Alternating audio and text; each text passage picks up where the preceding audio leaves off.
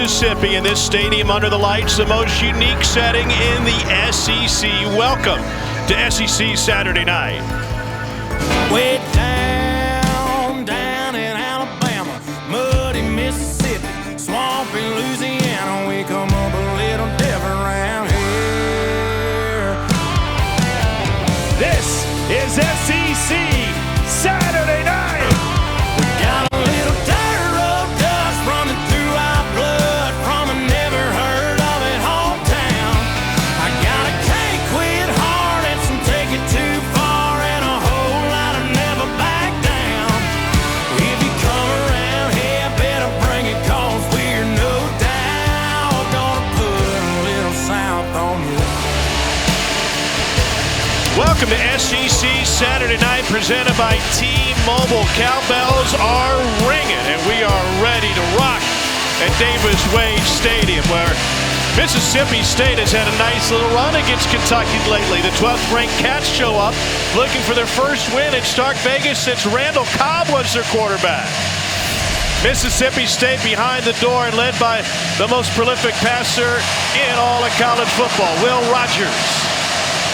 Here come the Bulldogs, and it's game night in Starkville. That guy loves his mom. He forgot his shirt, but he brought his cowbell.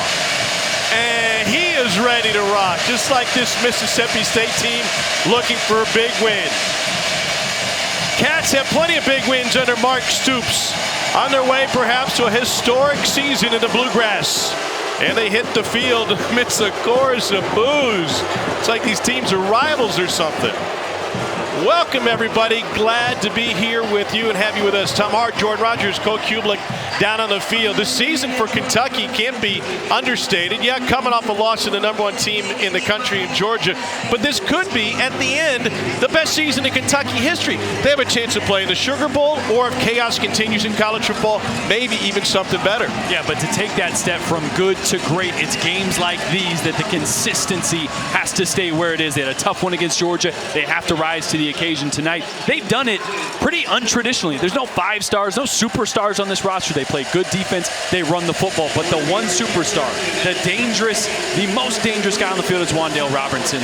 And if Kentucky is going to hit big plays, if they're going to be explosive on offense, it's all going to run through number 1. And because he is the guy, they got to move him all over the place, Tom, to get him the football. You're going to see him line up on the right side, on the left side, go in motion. All these lines right here are times that against Georgia, he either was targeted or he went in motion. It totaled 28 times. That accounted for 40% of all the plays Kentucky ran. So for Mississippi State tonight, identifying where Wan'Dale Robinson is on the field is going to be paramount before every snap, because this offense runs through number 1. Kentucky native transferred in from Nebraska, and he has been an impact player for Mark Stoops, kind of guy he was looking for offensively. Mississippi State might be a little light defensively as they try to figure out how to defend Wan'Dale Robinson, Will Levis, and the rest of his crew. For more on that, here's Cole. Well, it's going to be tough sledding in the secondary when you're trying to take care of number 1 for Kentucky. Fred Peters, safety, is going to be out for Zach Arnett's defense tonight. Second leading tackler on the team, Tom. So this Mississippi State secondary known to screen down, play against the run, obviously understanding how to play the pass as well. But that's a big loss from a communication standpoint as well to the Mississippi State Bulldogs. Well, Mississippi State has an offensive attack under Mike Leach. It is second to none when it comes to passing. Pass first, pass middle, pass last, pass often. And they got a quarterback that has now grown into this role. Remember, last year against Kentucky, when they didn't score a single point on offense, Rogers was just getting into his role as Mississippi State's quarterback. Yeah, he's grown a ton since last year, especially since that Kentucky game where we saw this offense so flat. After that is when Will Rogers really took over, and he's grown a ton in understanding this offense, being comfortable in it, using his eyes. He is dangerous. But at the end of the day, it's still a scheme that Kentucky knows what's going to happen on every play. So how does Mississippi State adapt if they do tonight? Mark Stoops adapted. He was tired of losing here in Starkville. The home team has won 6 straight in a series that began in 1914, and State has won 9 of 12. Stoops said, put us in a different hotel. Let's stay closer than having to get on a bus every time. Get on a bus, have to drive all the way to the stadium. They're staying in the closest hotel to the stadium. A pitching wedge away. That's why we had to stay in an Airbnb. Huh? They took all the rooms right here. That's right. State's got the party down. Kentucky's used to the pre-kick dancing. What a scene in Starkville.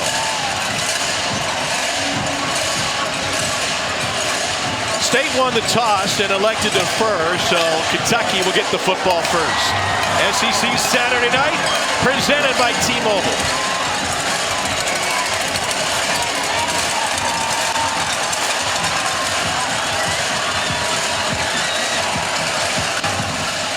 Kind of forgot how loud it can get in this building.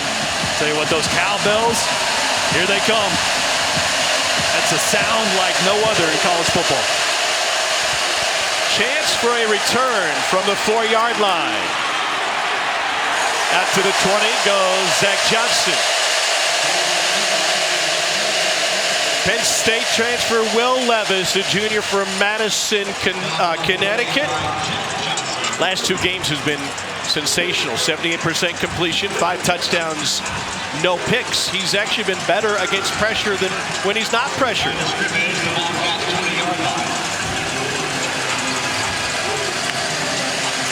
A week off to prepare for Mississippi State's unique defense. Kavashe Smoke will be the starting tailback.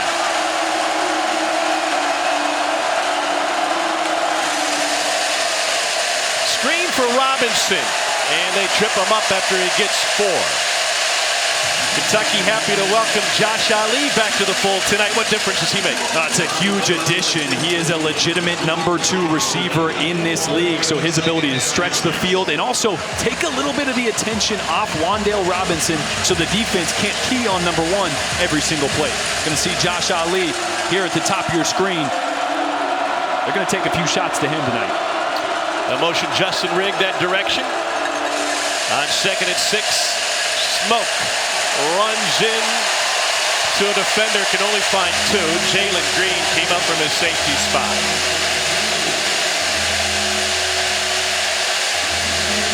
Third down and loud.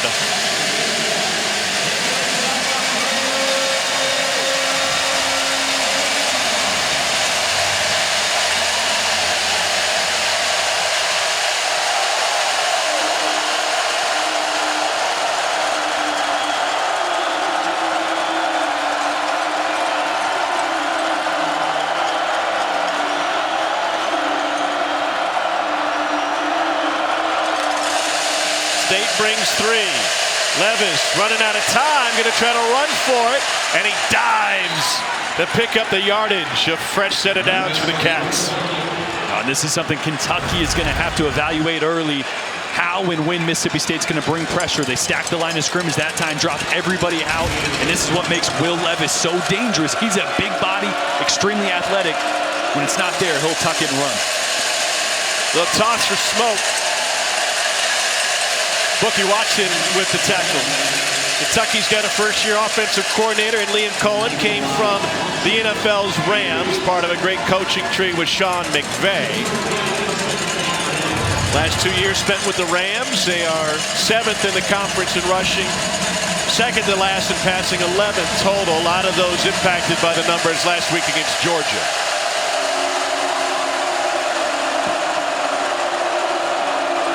Two tight ends in the game here for Kentucky. 4-man rush this time. A bullet to one of those tight ends, and it's Rigg who hauls it in. Gain of 4. One little wrinkle you're seeing from Kentucky here early, the inline tight end, so the tight end with their hand on the ground, a little extra split between he and the offensive tackle, probably trying to open up that C gap for some runs later in this game. That second tight end was Brendan Bates. He goes back to the sideline for this 3rd and 4.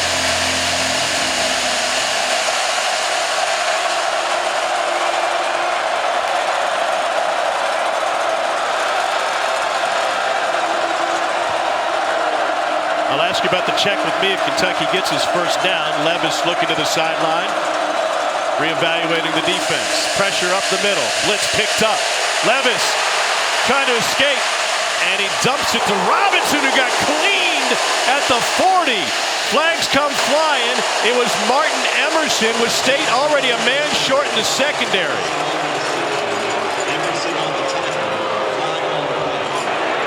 Personal foul, targeting on the defense, number 1. That play is under review. We'll take a look at this one upstairs. Lee Hedrick and his crew had it as targeting. Here's your look. Yeah, so here's what you evaluate first. Is he a defenseless player? Yes, right? He's a receiver, catching the ball, doesn't have enough time to turn and make a football move, and then you need to see, is there forcible contact and an indicator? I think everything right there checks the box. Crown of the helmet, yep. Defenseless player. Yeah, see the crown of the helmet ducked there on a defenseless player. Boy, what a hit this would be for Mississippi State to lose Martin Emerson with Fred Peters already out from one of the safety spots, now to go down a corner. And I was down on the field talking to Liam Cohen earlier before the game, and he mentioned Emerson. He mentioned Forms. These are two guys that are really good cover guys on the back end. He said we're going to have to move around, try to avoid these guys as much as possible. So would be a huge loss for Mississippi State. And the way I see it, that looks like textbook targeting. After review, the ruling on the field of targeting is confirmed using the crown of the helmet by the defense, number 1. Number 1 of the defense has been disqualified for this game. What a huge loss from Mississippi State. It comes 3.5 minutes into this game. And now, as we discuss everything that Kentucky does with Wan'Dale Robinson, now all of a sudden you have one less guy who can match up with Robinson. Yeah, Richardson will come in as his replacement, but not quite the caliber of Martin Emerson, one of the better cover guys in this league. So let's see if Kentucky starts to test early, right? Explosive plays is something Kentucky hasn't been able to hit. Do they go after 30 early here? I'd test it with the outside run game first. Play action. Levis has a huge arm. Trying to fit one in. It is intercepted! Taken away by State. Sean Preston Jr.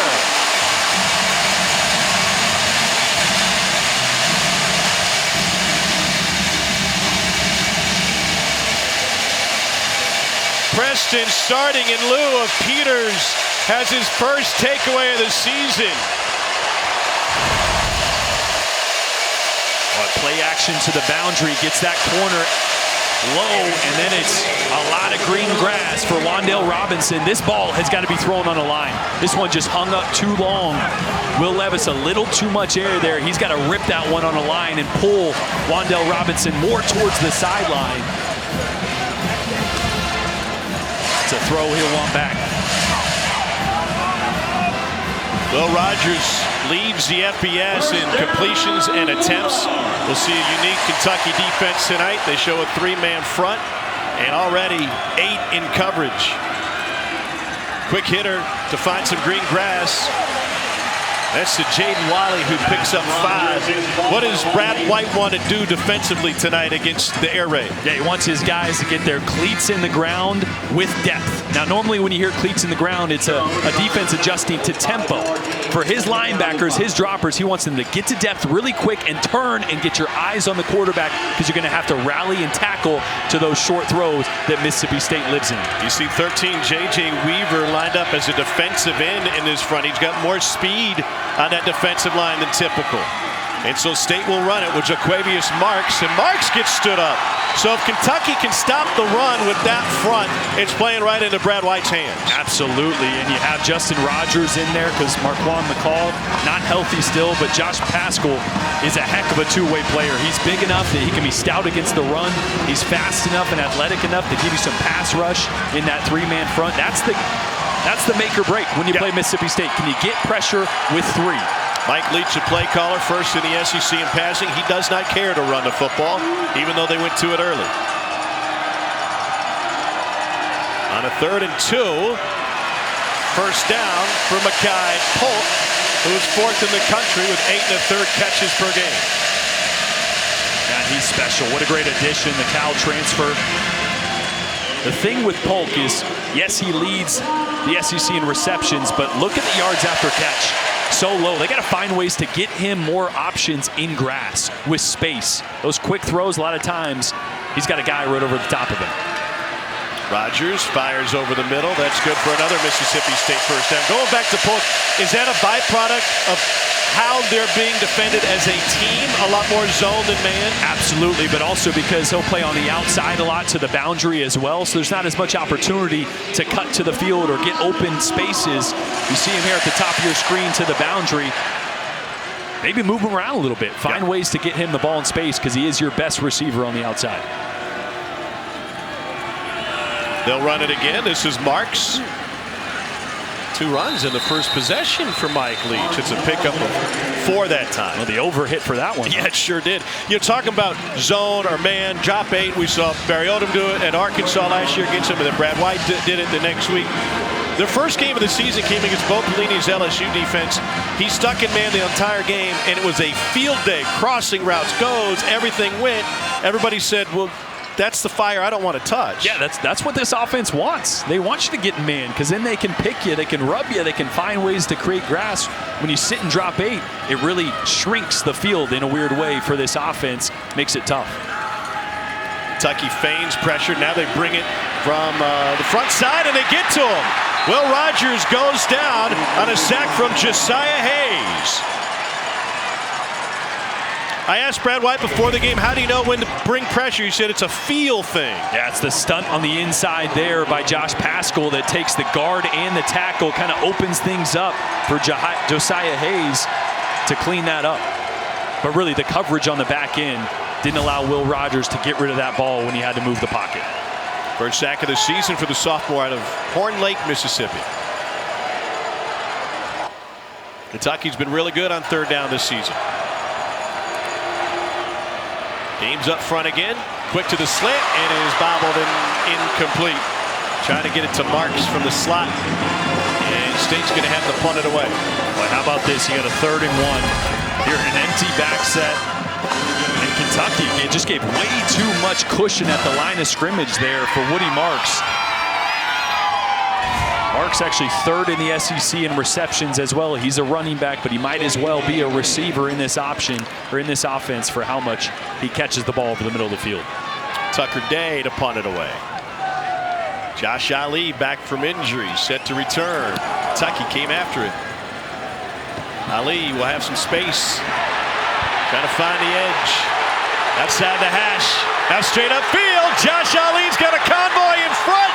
He's got the sideline. He is gone. 73-yard punt return for a score for Josh Ali.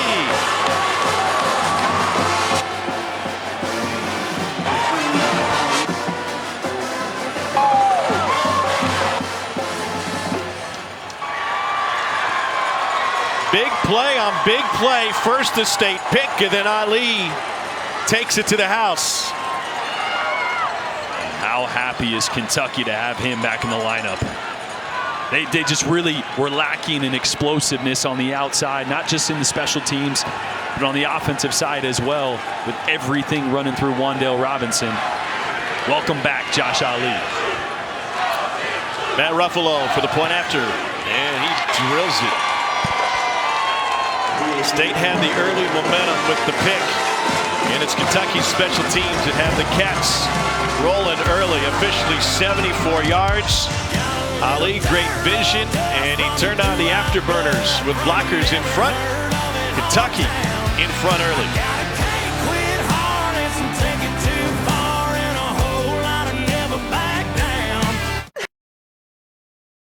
They're happy to have Josh Ali back. First punt return for a score since Lynn Bowden did it against Penn State in the Citrus Bowl.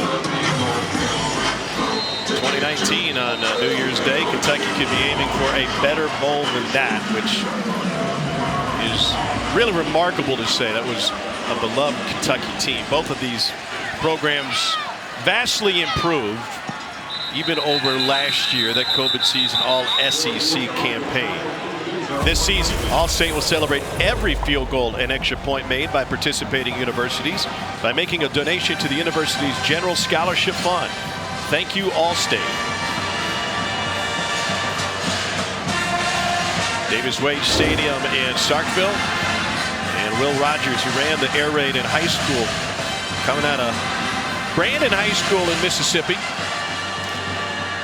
Asked him if he was familiar with the cowboy actor, entertainer Will Rogers and his favorite quotes. He said, yeah, never miss a good chance to shut up. He lets his play do the talking. Here's Malik Heath. Cedric Dort forces him out after a gain of 4. What does Mississippi State want to do play-by-play offensively? Well, it's really ball control, right? That quick throw to the sideline is their run game. You say, well, they don't run the ball often. Well, that's a run play. You got 2 blockers at receiver, a quick, high percentage throw. See if you can block somebody, make something happen. They just got to generate more explosive plays off those quick throws. 3-man rush. Out of the backfield, it's Dylan Johnson who made the first man miss. There's another answer, right? Make your own explosive, but make you guys miss. And that's being patient. I just mentioned explosive plays. Well, when you play in the defense that's dropping 8, there's not much room down there. So you got to continually take these short throws and then hope that Kentucky starts to get greedy, starts to get their eyes in the backfield, and that's when you can hit them behind the coverage.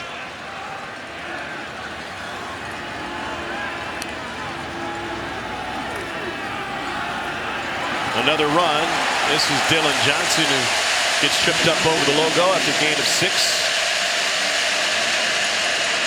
Martez Thrower in on the tackle. This is a pass-heavy offense. If you didn't know, sounds redundant every time we talk about it.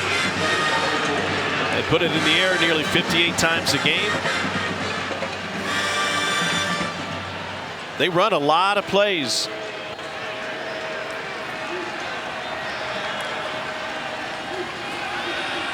Pressure coming late. Over the middle. Oh, caught. First down. Plenty more. Jaden Wally gets lit up at the 25, but a flex after a gain of 28. And this is a great example of Will Rogers taking the next step in this offense. Look at him working to the left. He moves that linebacker. Actually, I think that's Yusuf Corker, the safety. Moves him to the left and hits Wally right over the middle of the field where Corker was.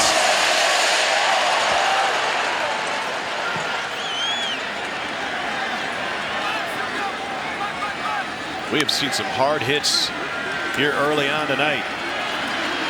Little toss to Dylan Johnson. They go into the net. They're fighting like Cousins and Corbin. Gain of 4. Marquez Bembry put him over to the net. I like the commitment. Well, you say commitment, you use it lightly, of Mike Leach actually running the football. Yeah. Getting a lot of 2 defensive linemen in the game for Kentucky. You have to attack it. Have to try to get Brad White to exchange that personnel so you can continue to have success down the field. This is a discussion pregame with UK's defensive coordinator. Pressure, and Rogers goes down. Vito Tisdale came flying in like he was shot out of a cannon. Will cost him 7 yards, second sack for the Cats. Yeah, they'll lull you to sleep with this drop 8, and then all of a sudden they'll bring pressure right off the edge. You see Tisdale, number 7, kind of hiding behind the defensive end and decides to add late. That's the thing. You see so much drop 8, drop 8, drop 8, rush 3, and all of a sudden you're looking left and they bring an extra guy to the right.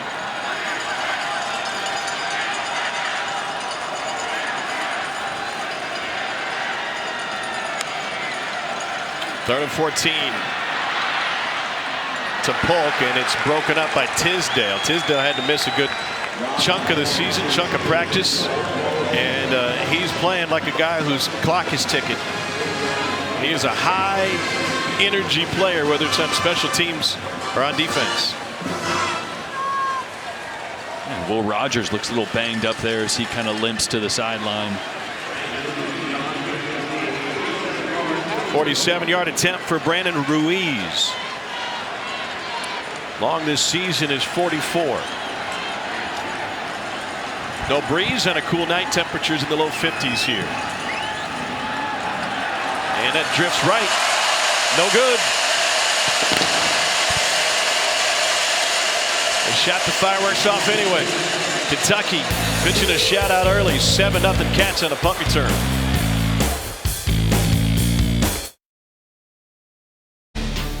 SEC Saturday Night is presented by T-Mobile, the leader in 5G, America's largest, fastest, and most reliable 5G network. And in part by new Coca-Cola Zero Sugar and Wendy's Hot and Crispy Fries. Try the best combo ever today. Some of the major bowls that Kentucky has played in their program's history. The 1951 Sugar may have a comp to tonight's game. Bear Bryant is trying to slow down #1 Oklahoma, their split T offense. So use a multi-look defense. And sometimes they had 9 men on the line. Brad White's going the opposite of that, going as light as possible on the defensive line tonight. A 1951 team would finish the season 11-1 by knocking off Oklahoma in the Sugar. Levis flicks it out. Here's Josh Ali again. He joined us late. He had a 74-yard punt return for a touchdown for the game's lone score. And just the 8th play for Kentucky. So optic coordinator Liam Cohen is still in his first 15 plays. You're going to see a lot of formation variation, different personnel grouping to see how Mississippi State adjusts early. There's Kavashe Smoke, carries it for a first down. Pick up a 7. And really the biggest question mark talking to Liam Cohen down on the field is, he's like, man, there just wasn't hardly any film on 12 personnel for Mississippi State. I have no idea what they're going to do. So we saw it last drive, a little 12 personnel, see how they adjust, how they align, and then you can start to carve your game plan out and see how it's going to end up. Again, 12 personnel, 2 tight ends in here at the top of your screen. That's that wide split from the tight end. It's in line again. Rigg changes direction. Rodriguez couldn't handle the toss and they'll end up losing 1.5 yards.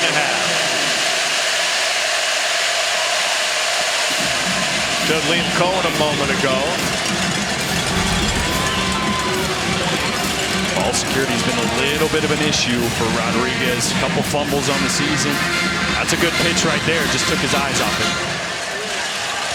Cohen came to Kentucky from the Rams. Rams 6-1 under Sean McVay. They're in Houston tomorrow afternoon. He said it's not uncommon. Sean McVay and his guys will be watching our game on Saturday night, doing their game planning last second. He goes, I don't get to watch theirs till Wednesday. Rodriguez, this one will look good. Then he coughs it off. Johnson falls on it, and they did not spot him down. Jet Johnson has the fumble recovery. It'll be Mississippi State football. They will take a look at this to make sure. Rolling on the field is a fumble. Chris Rodriguez Jr. has butterfingers early. Got the elbow down. Yeah. Both of them. I got that down. You could see right before. Notice how on the field is a fumble recovered by the defense. That play is under review. Notice how his other hand was grasping his forearm. I mean, he is very conscious of ball security, as I mentioned. He's put it on the ground a few times this year already. That time, good security. The ball knocked it out. They will take an extra look at this. While they do it, we'll pay bills. We'll show you after this. Whoa, get the trap up. Here's Chris Rodriguez on a 15-yard gain, and after the officials reviewed this, ruled that he was down. It will stay Kentucky football. Turnovers have been an issue for Kentucky all season long.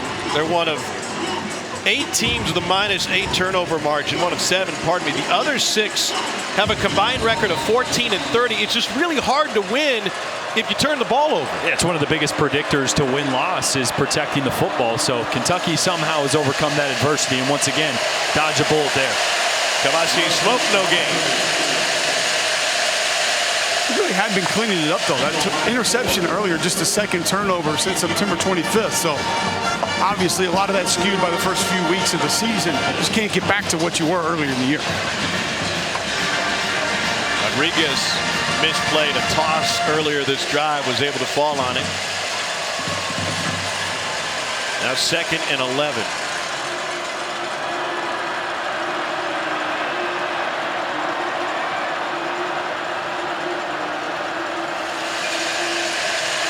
Here's Kavashe Smoke. He got wrapped up and thrown down by Cameron Young.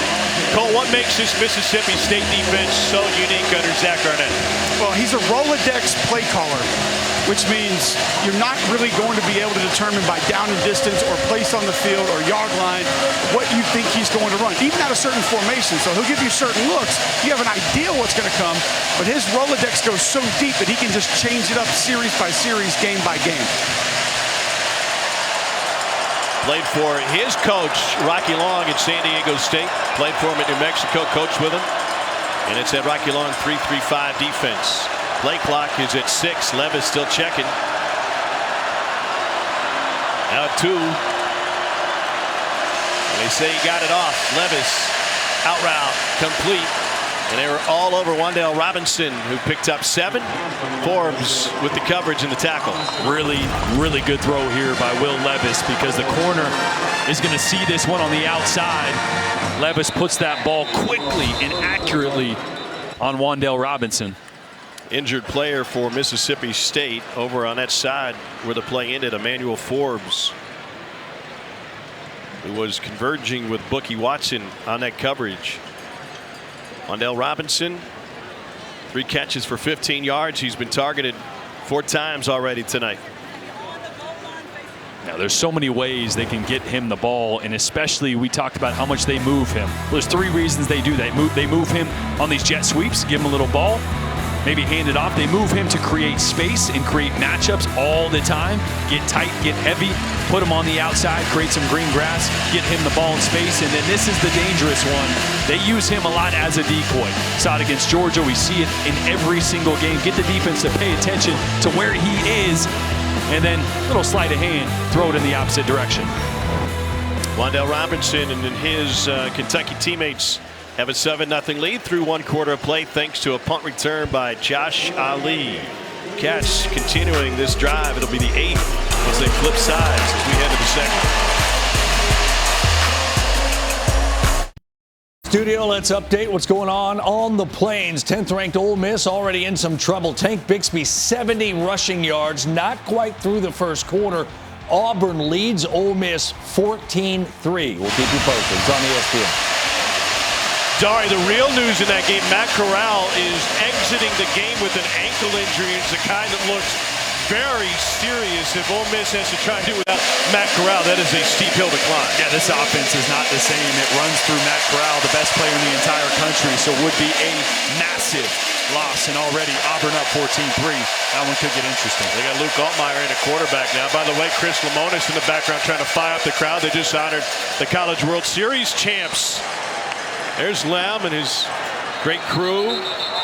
Fantastic coaching staff.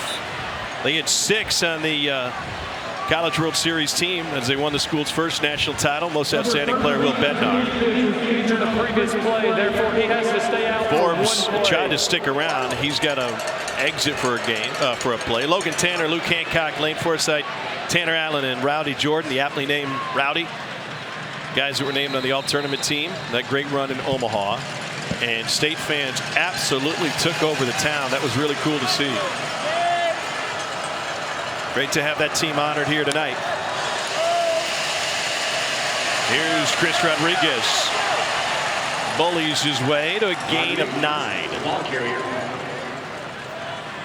Kentucky got heavy on that play. It went to 22 personnel, 2 tight ends, 2 backs, 2 pullers got out on the edge and were able to capture the edge. This is where things get interesting towards the red zone. Both these teams extremely efficient. But the chess match all night will be the run game for Kentucky against a really good stout run defense for Mississippi State. It's about even in terms of plays and time of possession. You wouldn't figure a pass-happy offense like State would be right there. And it'll be 3rd and short as Smoke got cut down before the line to gain. But Mississippi State 7th in the country, leading the SEC in time of possession.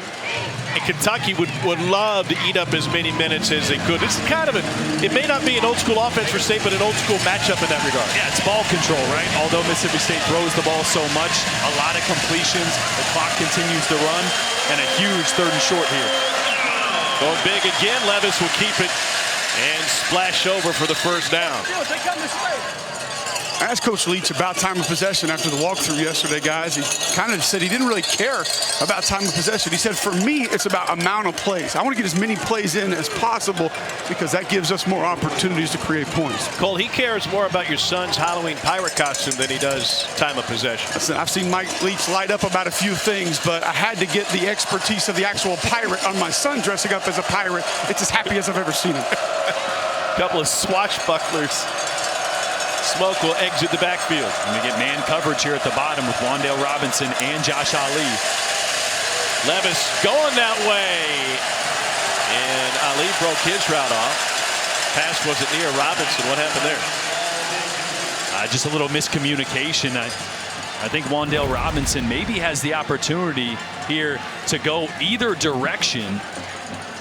And with no safeties in the middle there, he chose the middle. If there was a one high, he probably should take the outside. Maybe Levis didn't notice the safety rolled out of the middle and a miscommunication. In that scenario, what role does Ali's route have on Robinson's decision?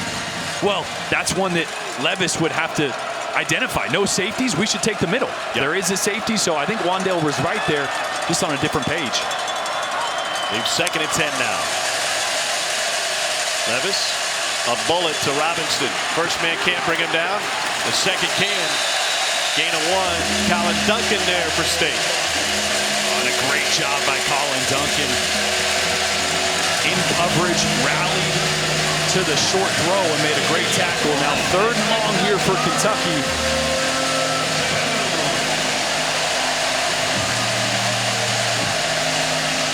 This is where Mississippi State, at times, will roll the dice, bring some pressure, maybe drop back. Let's see. 13th play of the drive for Kentucky.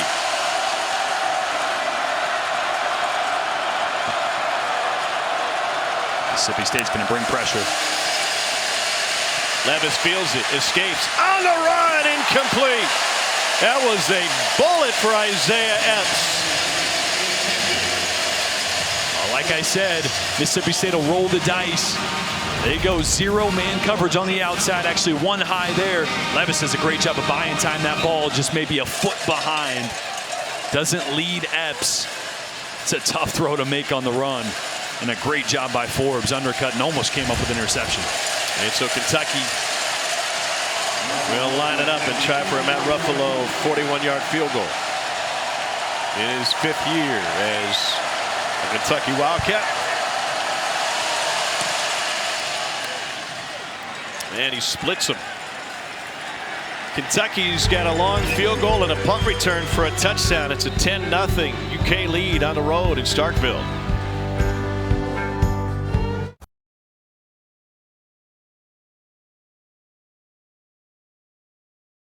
Great guest list for the Mannings tonight. You've reached Peyton and Eli. Leave a message. Hey guys, it's Bill. I'd love to come on and inject some energy into the megacast. Call me back. Watch Peyton and Eli. You never know who'll drop by. Not a great night for Eli. They just saw the Ole Miss quarterback, Matt Corral, being carted off back in the locker room. And what is a Heisman-like campaign for Matt Corral. Certainly dealing with a roadblock, at least for tonight, with Auburn leading 14-3. Tula Griffin back to receive this one for State. Chance Poore with a line drive. What's key for Mississippi State in the air raid? Well, when you play drop 8, everything plays deep, so you got to find ways to generate explosive plays off these short throws, and it comes down to receivers blocking. Last week, they did a great job of this. These receivers probably do a lot of O-line drills because they have to. They're out in space. This is an extension of the run play. It's also a way they generate those explosives. Tom, longest play of the year for Mississippi State offense, 43 yards. Wow. Receivers do what drills? Maybe they do a little O-line blocking. I don't know. I mean, come on. Rogers, like it's that hard, Cole. 6 of 8 tonight. He went 41 of 57 for 384 and 4 touchdowns against Vandy. Kentucky drops 8. Rogers goes out of the backfield to Marks. What did you see with Will Rogers, Cole? He got some medical attention, actually, when he came off after the previous drive, but it didn't look like they were paying attention to anything specific. Maybe a cramp. Looked like he was a little bit tight. Went and got over on the bike for a few seconds, just trying to loosen himself up. It's like taking your car in before vacation. Just look at everything here, okay? Check the belts, tire pressure, oil, anything. Marks gets hit as he spun around, picked up the first down on a gain of 7. You know, early in this game, Kentucky was very light up front. Fitzgerald back in the game, so they have 2 true D tackles back in the game. First couple drives, just 1 D lineman and a couple linebackers. Yep. Mississippi State was able to break a couple runs. Looks like they're getting heavier on the front now. A.J. Weaver in there for a face mask on Justin Rogers, one of those defensive linemen you were talking about. That'll take State into Kentucky territory.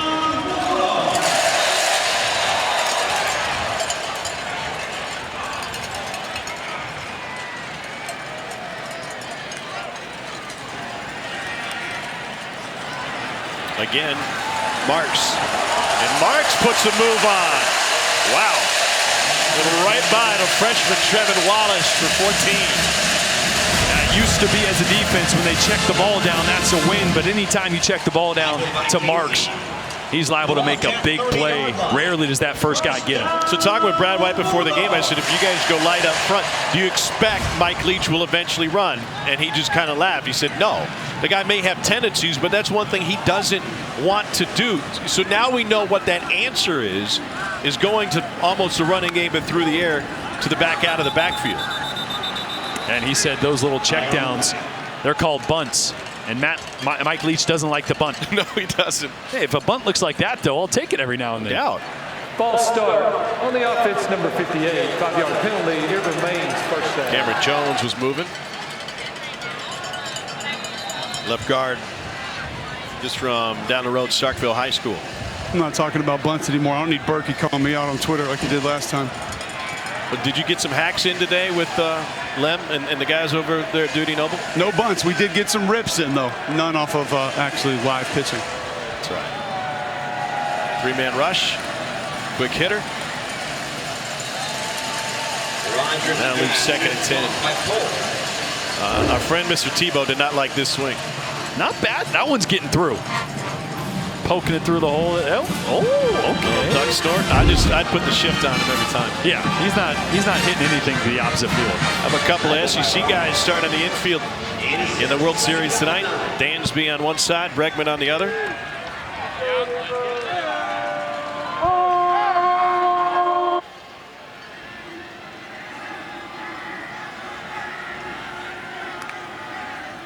Bulk in motion. A lot of traffic. Another bunt. There's bunts, and then there's those little league bunts where you put it down, they throw it wide at first, you go to second, they throw it over the bag, you go to third, ball ends up at the backstop. And this can be really frustrating for a defensive coordinator, right? Brad White got to be able to stay patient. One thing in talking to him, he mentioned some of these drives, they'd be getting 4 and 5 and 6 here. And Stoops would come on the intercom and say, hey, just stick to the game plan. It's okay. We can give those up, keep eliminating the chunk plays, but man, it's tough as a coordinator to see these little positive plays over and over again. But once you get aggressive, that's when they really hit you. 3rd and 2, and there's a big run. Marks takes it down to the 12. Sophomore out of Carver High in Atlanta picks up 10.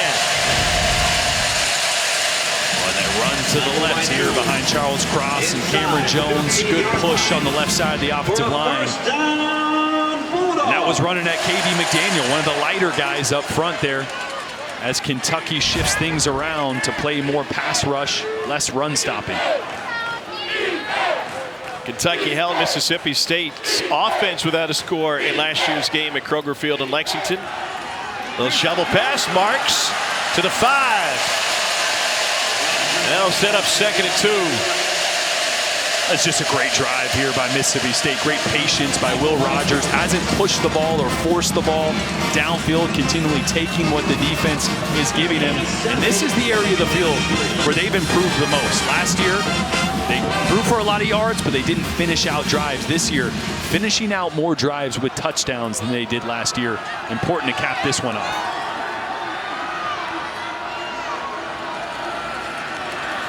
Into the end zone. Incomplete, flag coming. Leading to the win last year, they picked off State 6 times. Andre Mosley with a hold on Makai Polk.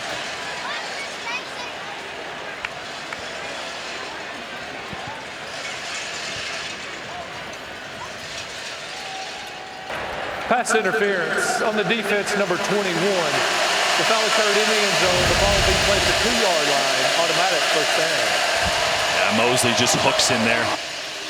Anytime you spin the shoulders of that receiver, that's an easy call for that back judge. Elsewhere in the SEC, Matt Corral has re-entered the game for Ole Miss on the road in the Plains. What? Against Auburn, yeah. He just came back out like Willis Reed. Paul Pierce there. Was Pierce really hurt? No. I think he just had a little accident. False start on the offense, number 58. 5-yard penalty. It remains Going backwards. It's a second flag on Cameron Jones. Cole, they had to shuffle some guys around on the offensive line. No excuse for Jones, though, starting in his normal spot at left guard. No, Quatravius Johnson's out. Cole Smith, who started most of their games at center last year, has gone to right guard. Got the start there tonight. Actually, a nice drive from Cam Jones. He's been up at the second level a couple times on the runs that stay busted out.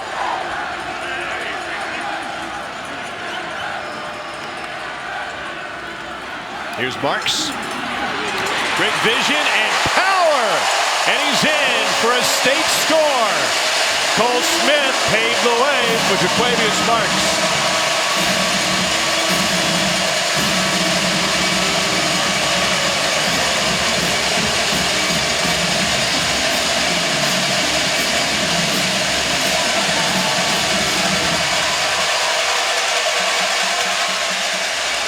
That's a huge answer for Mississippi State. An extremely efficient drive. And just when it looked like they were headed in the wrong direction, like we all thought, a run. Yeah, why not? Just as predicted. Oh, a doink. Well, glance it right through. State will take it.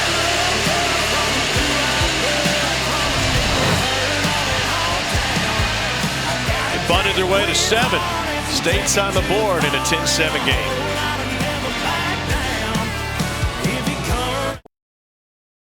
SEC Saturday Night, presented by T-Mobile, is brought to you by Beef. It's what's for dinner. And new Coca-Cola Zero Sugar. And Wendy's Hot and Crispy Fries. Try the best combo ever today. The air raid has one of the most colorful backgrounds in all of college football history as an offense. Began Iowa Wesleyan with Hal Mummy's 1990 team. Led the NAIA in passing offense. Mike Leach is OC. Was also part-time sports information director at Iowa Wesleyan. They go down to Valdosta State. That's where they actually introduced the air raid moniker. And then Kentucky with Tim Couch. #1 overall pick in the '99 draft. And Mike Leach used to rollerblade around his Lexington neighborhood with the old school Walkman on. Asked him about it. He said, well, yeah, it was, rollerblade. Just a great exercise right there. I'm not going to run. A rollerblade. Chance for a return. This is Zach Johnson, and he goes to the 25. So Mike Leach rollerblades his way to Lubbock as the head coach there. A couple of 6,000-yard seasons. That's Graham Harrell in his grasp there. They had some great quarterbacks, obviously. Same thing at Washington State. Led the country in passing yards per game for 4 seasons. I mean, just like on a scale of 1 to 10, rollerblading, it's maybe a 4 in cardio. I mean, come on. Exercise? What are we doing? Well, I mean, it's not saying it's not fun. I'm more Don't curious. threaten me with a good time, but I don't think you're really breaking a big sweat out there rollerblading. Probably comes with a fanny pack, right? It's a good look, man. I'm more curious what he was listening to on the Walkman. Cavassier Smoke on that first down run. We're halfway through the second quarter, 17 points total on the board. You kind of expect the tempo of this game to stay the same? I think so. I mean, talking to Liam Cohen, he said, man, the biggest reminder I have for myself is to stay patient even when things aren't positive play after positive play. And he was talking about the ground game, right? This offense runs through the ground game. So even if you have a couple negative plays or it's not hitting like you think, got to stay patient there so it can open up some of the play action. Here's a reverse. Wendell Robinson trying to find the edge. And he dances his way out of bounds. Talking with Liam about the play calling last week at Georgia, he said, I didn't have a great play calling game. I was too conservative early. I have the better feel for when to start rolling the dice a little bit. Hindsight's 20/20, but he admitted that more games, more reps, get a better feel for his quarterback in his offense. More trust for his quarterback, right? I mean, if you look at Will Levis's decision-making last week, he was near perfect. So in situations like this, he's not afraid to give him options. As you see, they go 4 wide. 2-2 techniques for these defensive linemen. They will not stay there. You're going to get some kind of movement in the middle of this front. Yeah, ball better come out quick. Mississippi State bringing pressure. Linebackers here. Everybody's coming. Levis gets rid of it. Tipped. And it falls incomplete. The tip of the cap to Jolie Dunn, who passed away this week, Cole. They're coming from all directions. It brings back a lot of bad memories for me, Tom Hart. I had some miserable offensive performances on this field against Jolie Dunn-led defenses. One of the best characters in the history of the SEC, and his groups flat out dominated the Auburn teams that I played on. Kind of like Zach Arnett's defense. It's unpredictable. It's non-traditional. They're going to get you from everywhere. Colin Goodfellow to punt it away. That's a beauty. Jaden Wally wants to try a return. Broke through the first wave. Got ballerina down at the 24 after a 54-yard punt, 11-yard return. State trails by a field goal.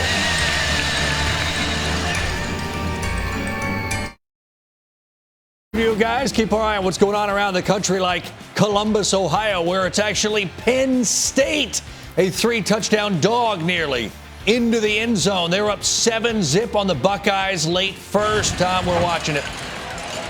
All right, Dari, I might have to change my CFP prediction if that continues. Pirates in the house tonight. Happy Halloween weekend. We've got a little bit of everything. Mike Leach, a little non-traditional tonight. He's run it more than he typically does. I mean, it's Halloween, right? Weird things can happen. It's full moon. SEC Saturday night presented by T-Mobile.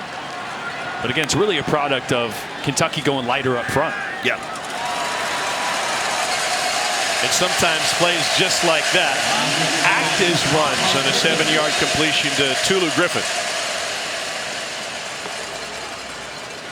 And I've seen more aggressive blocking on some of those perimeter games more consistently in this game than I have on film for State first half of this season.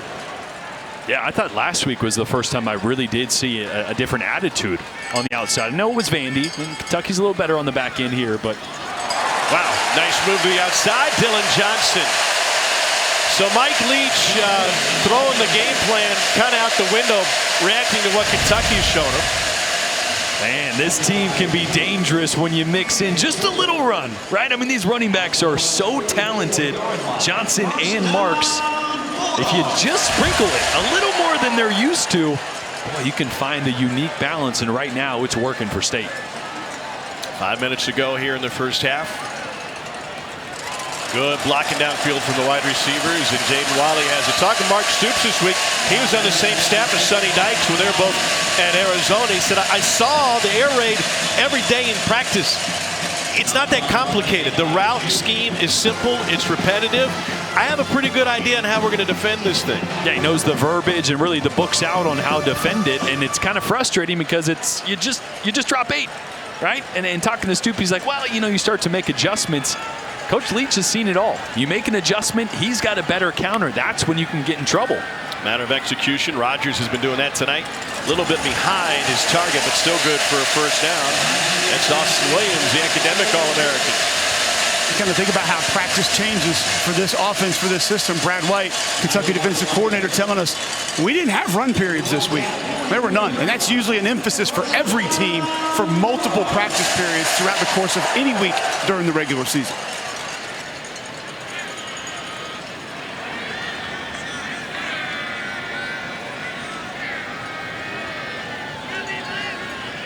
Rodgers 14 of 16 through the air tonight.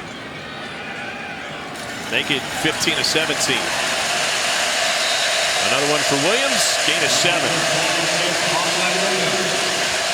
This is where, if you're Kentucky, you might have to start closing the gap just a little bit on the outside, right? Not change your philosophy entirely, but start to visually make it look more difficult to Will Rogers pre-snap. You give him that green grass in front of your receiver, he's going to continue to take it over and over all the way down the field. But it goes back to that word patience, right? Yeah, and look up here. Pressing, making it a little more difficult. Rodgers, deep out. Over the shoulder catch made by Christian Ford. There's the answer. 16 yards. That's why it's a double-edged sword. You start to close the gap. That's when they hit you deep. Look at this throw. I mean, the touch. right over the outside shoulder. It's hard to put into words how difficult that throw is. You're used to throwing touch throws vertically down the field, not towards the sideline. That's a 10 out of 10 on level of difficulty for Will Rogers there. Third in the country in yards per game, top 5 in a lot of other categories. Backside screen. That's another nice play by Tulu Griffin. By the way, a lot of this is about Will Rogers. He's so comfortable in this role as air raid quarterback because he's got a ton of reps now. Ton of reps, had some in high school like you mentioned, but his second year now under Mike Leach, he starts to understand the nuances of spacing, right? This offense wants to get to green grass. When there's not green grass, it's about the quarterback and the receiver being on the same page about where to attack space in between the zones, and right now hitting on all cylinders. He is perfect this drive, 6 of 6. Shopping around on the move, and he gets tripped up. But after he picks up the first down, Yusuf Corker got him, and Rogers a little slow getting up, and he will hobble back to the huddle, or what would normally be a huddle. You know, he was limping off the sideline at one point earlier. Cole was watching him down there. Didn't look like they were addressing any body part or any specific injury. But his footwork looks just a little bit off. Little gingerly. There we go. Yeah, gingerly, maybe. That's whatever. Better. What goes into Moscow Mule? Don't get me started. First and goal now for State. Handoff. Wide open hole and a touchdown plunge for Dylan Johnson.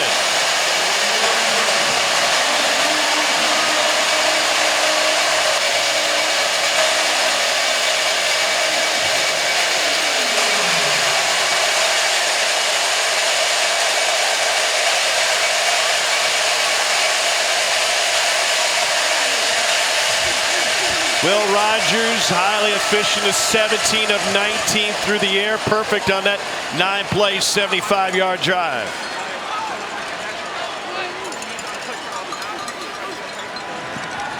Cole, tell us about Cameron Jones.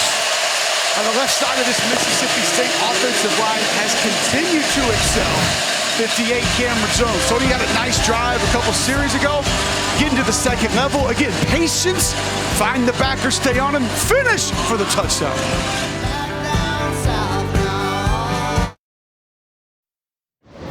Regions halftime report coming up shortly. Dari Doring Chiswick, Matt Corral injured. We'll update what's going on there at Auburn. Georgia rolls fireworks in Nashville, and we're not even kidding. Kentucky offensively, how do they get going? I don't know. Defensively, Mississippi State's playing great. Already has a pick. Yeah, how about them finishing drives in the red zone? Something they've been doing well the last couple games. Yeah, it's a big drive there for State. We'll see you in a few, guys.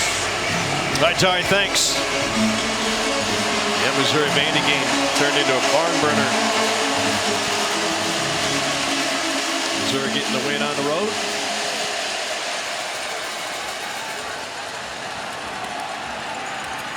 Kentucky already has one special team score, nothing doing on that return. Of course, the big game was in Jacksonville. Jordan started his day there. Special thanks to Wheels Up, helping to make travel easier. And getting Jordan here from Jacksonville.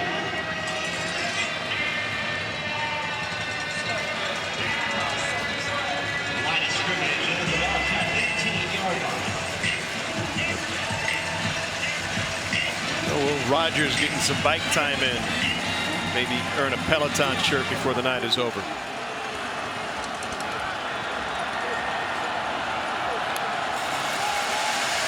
.94 seconds before the half. Here's Wan'Dale Robinson. They'll duck inside, a bounce outside. I thought at times 2 weeks ago against Georgia, Kentucky tried almost too hard to get Robinson involved. I mean, partly because they didn't have Josh Ali, right? So they didn't have another legitimate option. But he's their best guy. They got to find ways to get him the ball. Something that you're going to see, maybe not here in 2-minute drill, because Mississippi State won't be pressuring as much. But in the second half, I expect much more empty sets for Kentucky. Spread things out. It allows you to see much better when and if Mississippi State's bringing pressure or not. Oh, and here pressure straight up the middle. Levis hit as he throws, and it flies incomplete. Boy, that just shows you how aggressive Zach Arnett is. Normally in 2 minutes, want to keep everything in front of you. They bring the pressure there. It hits home. Drop both D tackles there on that blitz. And it's not just about who they're bringing, but who they're dropping. Levis was able to come out of that unscathed. You can't say that about everybody. One of the Kentucky players still down. What would have been the pocket after that pressure came. Yeah, left tackle Dare Rosenthal still down on the field. LSU transfer.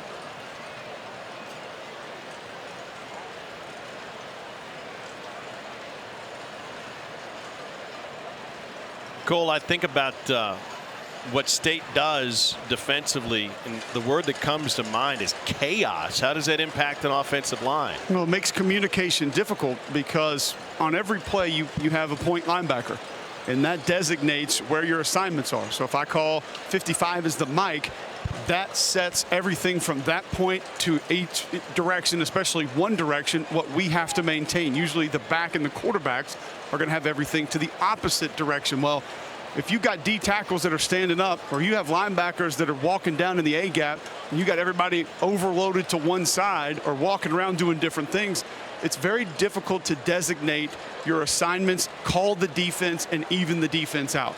And then once that changes even more after the snap, obviously your responsibilities go all over the place. So I think your word is extremely accurate.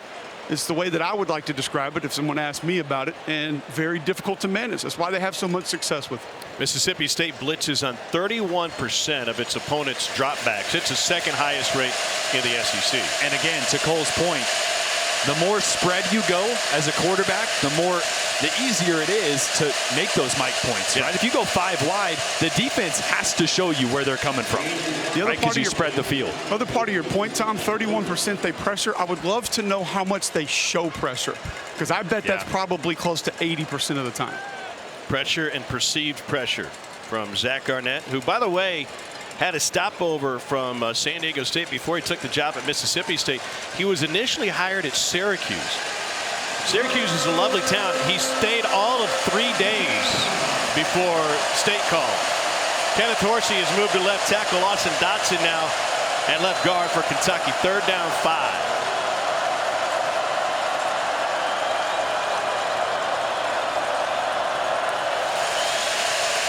Three-man rush. Levis finds Ali, got tripped up short of the line to gain. 4th and 1:15 to go. We got to punt it, right? Mississippi State. I would think so, but Mississippi State takes a timeout. The offense hasn't left the field.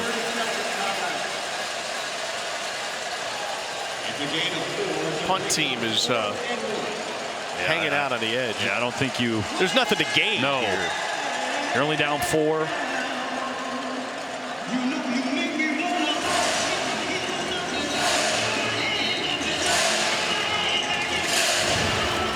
This offense has just been sputtering all day. The early mistake by Will Levis on the interception, miscommunication with Wandale Robinson and what could have been a touchdown. Another near interception. It's really been the story. Mississippi State has put a lot of pressure on Will Levis. He's been forced to step up in the pocket, move outside, and a lot of communication between him and Liam Cohen on the sideline to identify where the pressure is coming, so you can slide the offensive line and have a clean pocket to operate in. Just 8 of 13 tonight. Kentucky only 84 total yards. The State's 211. No return. It'll take a Kentucky hop and down at the 2. 70-yard punt, long field for State. More football action in 10 seconds.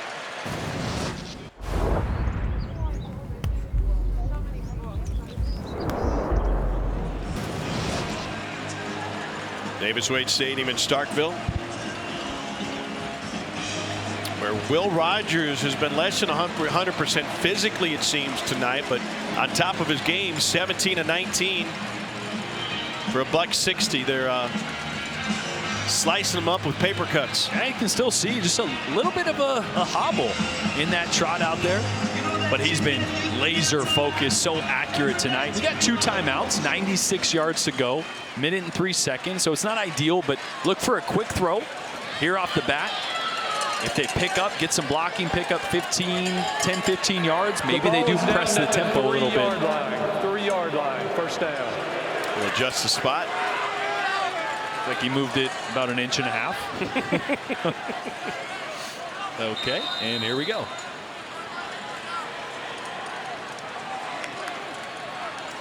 Kentucky going light again. State will try to run it.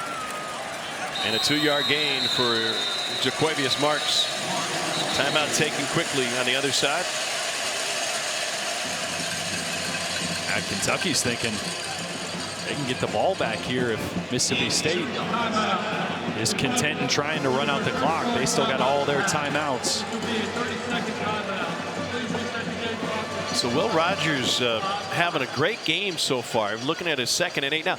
Tom Hart, Jordan Rogers, Cole down on the field. He's obviously not 100% physically, but how in this system does that impact him if he doesn't have great wheels? Well, they don't get him outside the pocket very much. The ball comes out of his hands extremely quickly, so don't ask him to do a ton with his legs. It's obviously still an issue, but not paramount in this offense to be a mobile quarterback. I don't think Kentucky's going to play a man on this drive, right? No, they shouldn't. So where can Mississippi State find chunks of yardage? Well, it's the quick throws to the outside, the blocking from the receivers. That's where they get their explosives. They haven't been able to generate explosives in this offense. It's all come from quick throws, making a guy miss, as we've seen Jaquavius Marks a few times do tonight.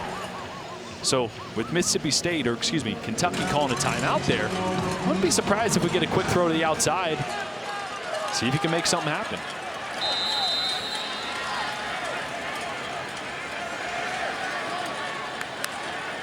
Kentucky has a pair of sacks. We got movement again on Mississippi State. That is the 3rd false start penalty against the Bulldogs tonight.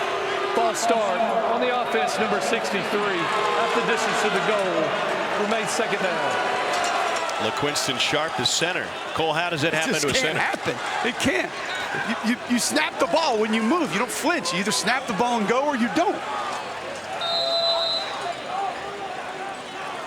You can snap the ball and nobody else can move. The play starts. One day we're going to have to get Cole to tell us how he really feels about center infractions in football. We try to run it again. Got it out of the end zone. No gain. Kentucky's got 2 timeouts left. They'll stop the clock again. I'm surprised we didn't see at least one pass there on 1st and 2nd down, right? Yeah. I mean, I know you're backed up and I know you're trying to be safe, but that's what you do best, right? The perimeter, the efficient throws. Well, you called the timeout to get the ball back. Yeah. So 3rd and 11.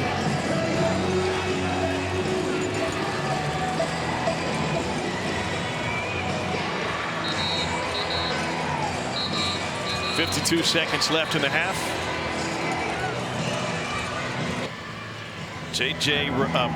Jordan Wright has his left shoe off, heading back to the Kentucky locker room. Not a guy they can afford to lose. They wanted him healthy going forward, key part of this defense, but he was banged up coming in, Cole. Absolutely. We talked to Brad White before him about the game. Said we would love to get some quality reps from Jordan Wright. We're not very deep at that jack linebacker position, especially with how they're going to have to generate a pass rush in this game. Knew he wasn't near 100%, tried to give it a go, and obviously now going to have to take another look at him. So more time for 32, Trevin Wallace.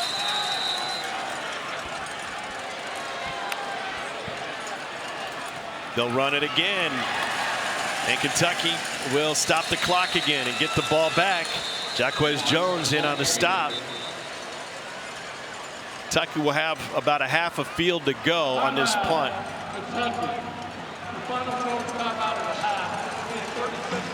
And I wonder what this discussion could be about. You know, Kentucky came kind of close on State's first punt of the game. Yeah, that's what they're deciding right now. Right? Do we play for a return or do we play for a block? Now, they have a return for a score. Yes. State's second punt, pardon me. They have a return for a score, and you know Ali can do it. A return gets you better field position, but no timeouts remaining. Sometimes when you go for the block down here, it makes it much more difficult for Mississippi State to get downfield. So in one way, it gives you a little more green grass. Wandale Robinson back to return this one, standing on the plus side of the 50. I wouldn't be surprised if they come after this one. Tucker Day will be behind the letters in the end zone. He is 9 yards deep. Got it away quick. Robinson gonna scoop. First guy, no. Second guy, yes, they got him. Until 37 seconds remaining, Day did his job, a 50-yard punt under duress. Will Levis has thrown an interception in this game. He's got a whip for an arm. He can flick it now. Yeah, and right now they're looking at probably needing to get about 30 yards at least to feel comfortable. Or excuse me, about 20 yards to feel comfortable with a long field goal. No timeouts. The clock will pause on a first down. They'll have to get to the line of scrimmage quick if they complete it.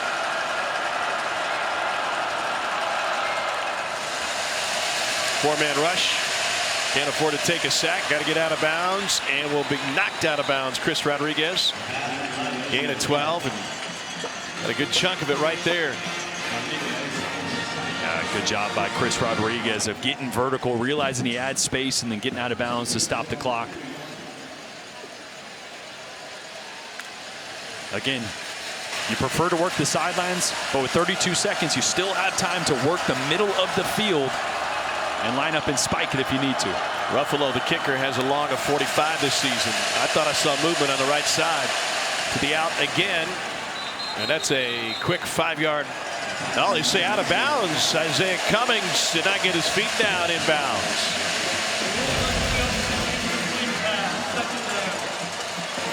Oh no, I think his right foot came down before that left, right? The right foot. Excuse me, correct. Is that left, right, left? Yeah, right foot comes down before the left one does, and it looked like Question is, did he have control? Under review. The right foot was certainly down, but did he have control before the left foot came down out of bounds? To me, it looked like it. Correct. Yeah. Well, what are we doing here? The right foot definitely comes down in bounds. Let's see if we can tell, when does he establish control? Yeah, I mean, to me, that's a clean catch, right? Sure.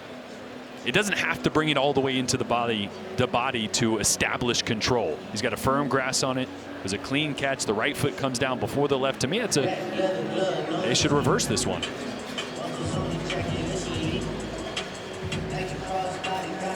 Yeah. Mickey Haddock, the replay official on site, with communicator Timothy Fresher. And extra eyes back in Birmingham. Yeah, ball doesn't oscillate, doesn't bobble it. Oscillate, you getting fancy. Yeah, I did not have that on my bingo card tonight. Don't ask me to spell it, but I'm gonna,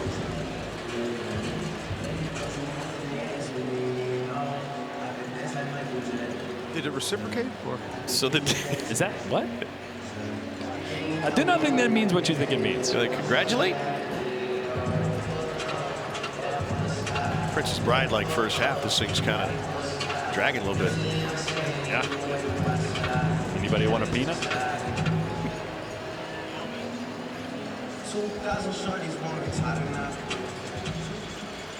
After review, it was a catch.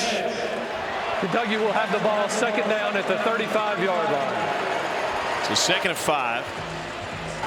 The runner then went out of bounds. 27 seconds on the snap. left in the half. You mentioned Ruffalo's long. 45, is that what you said? Yeah, this season, 45. Yeah, so they still need about 5, 6, 7 yards to feel comfortable. Obviously, I think he can kick it longer than 45, but still would like to pick up a few to be in comfortable field goal range. His career long is 50. There's the playmaker, Wandale Robinson, part of a trip formation to the top.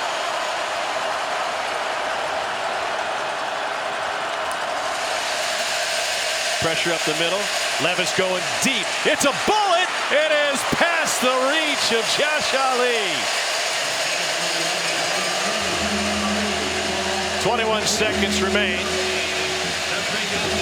And Ali coverage. You can see Levis having to move off his spot a little bit. And like on the interception, a little too much air, not enough air on this throw here. So obviously, the first down priority. Clock at 21. If you get another one of those out routes, you get plenty of time left to maybe run a couple more. Absolutely. Mississippi State going to go man coverage here. For me, I'm looking for Wandale Robinson in man coverage. Here comes pressure. They get it. Levis complete. Robinson dances down the sideline, and he is brought down out of bounds after a gain to set him up a pickup of 21. In the face of pressure, Will Levis delivers a great throw right there to Robinson. Again, it was man coverage. They brought the blitz. You want to throw into the blitz in those situations, and a lot of field with 2 routes outside of Robinson just running off. Another 10 yards picked up by Robinson when he U-turned back in to the middle of the field before getting out of bounds. Yeah, and now these throws got to go into the end zone or work the sideline to the boundary here. You have time for completion and a spike, maybe. Levis close. Fires. Intercepted! Second takeaway for State. This one belongs to Jalen Green.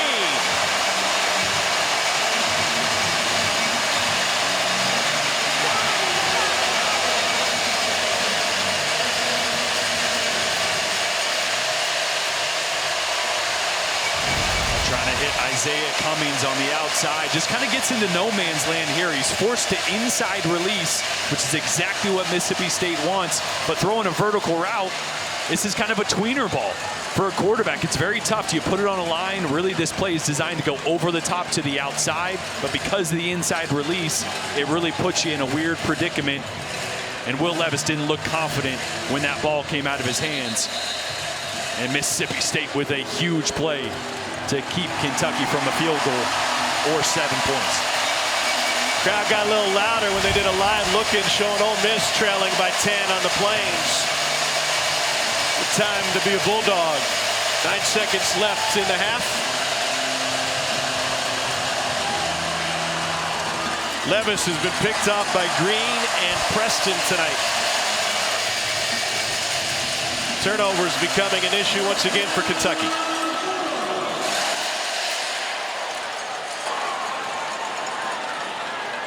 Kentucky's lone touchdown this half. Punt return. State able to punch it out, and that's how the half will come to an end. Will Rogers will wobble off the field after a sensational first half. 17 of 19 for 160 yards. Coming up at the half, you can watch a live performance from the famous Maroon Band of Mississippi State on SEC Network Plus. Start streaming on the ESPN app. Go down to the field. Here's Cole. Coach Leach, your secondary down multiple players, but your defense continues to step up and make plays. Why have they been able to do it? They're playing enthusiastic. I think they're doing a pretty good job doing their jobs. We've only let a couple of them get away from us. We got to keep playing hard, though. This is a good team. Run plays. Where are these run plays coming from for you on offense tonight? Oh, they've been there. They've been there. We got more of them, though, tonight. Is there a little bit of an issue with Kentucky's defense stemming before the snap? Oh, they simulated our snap count. Yeah, no, they simulated our snap count. Thanks, Coach. Yeah. Led to 3 false start penalties, including 1 on the center. Mike Leach is dressed up as a running coach tonight. A little bit different play calling. Speaking of Halloween, let's get to the ghouls back in the studio. They got a lot to talk about. Led, of course, by Dari. Gentlemen. I do like to be the lead ghoul. No question, Tommy. Thank you much. You guys have a good one. It is the Regions halftime report. Mike Leach looked like a man who needs a...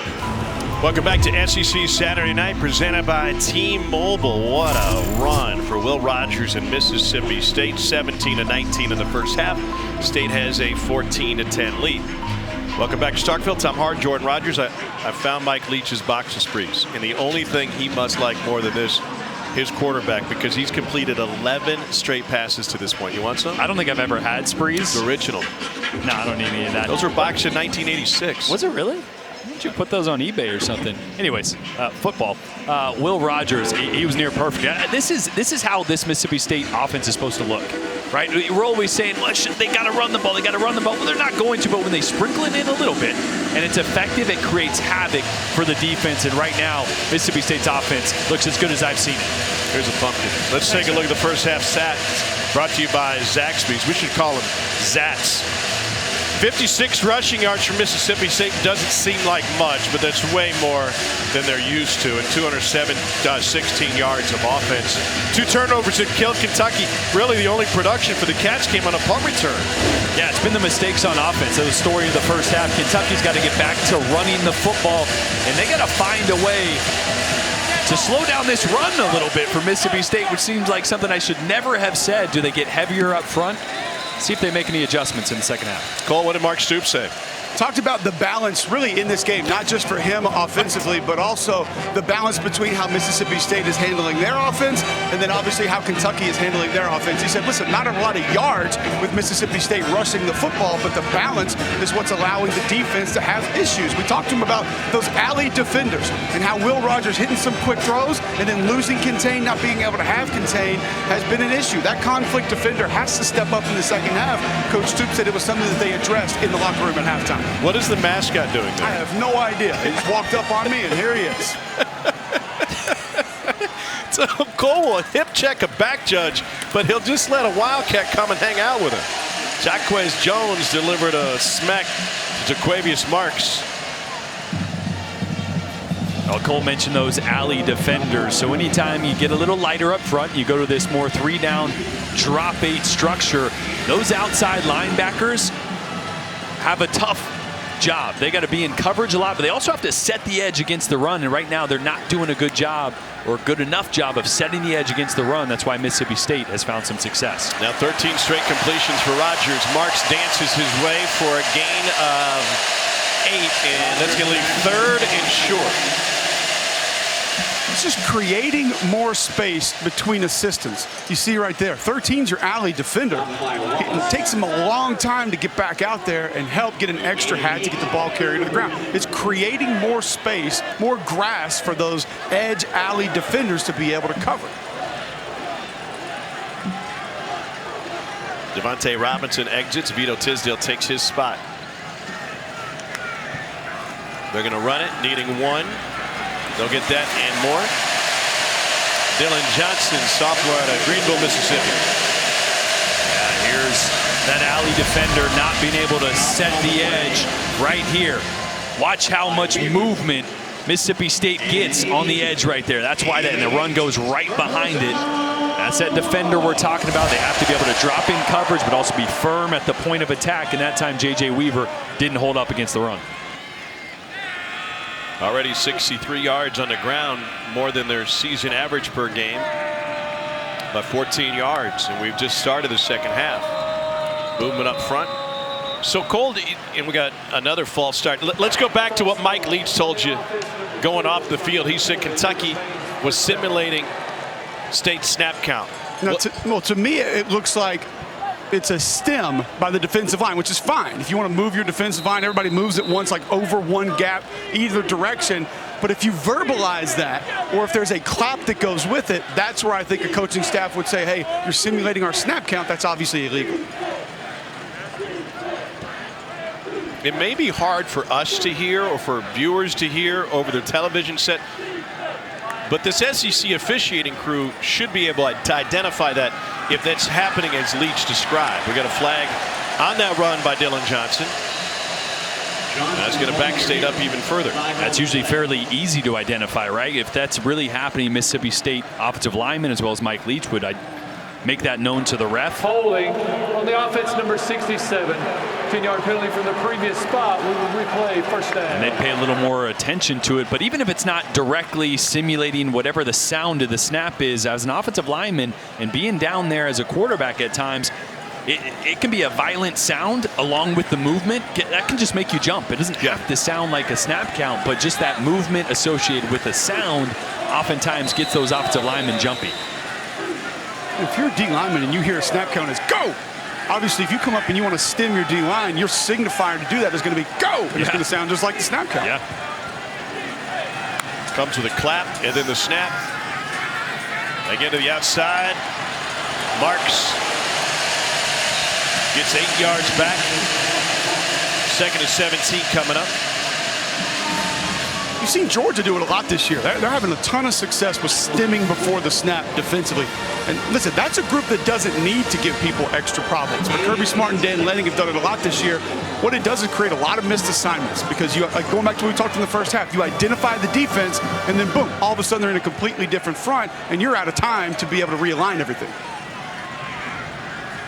2nd and 17. State only has 1 play at 20 yards or more in this game.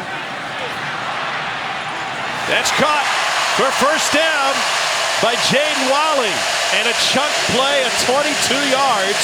2nd longest of the game for State on cue. We talked about patience for defensive coordinator Brad White. This time, not patient.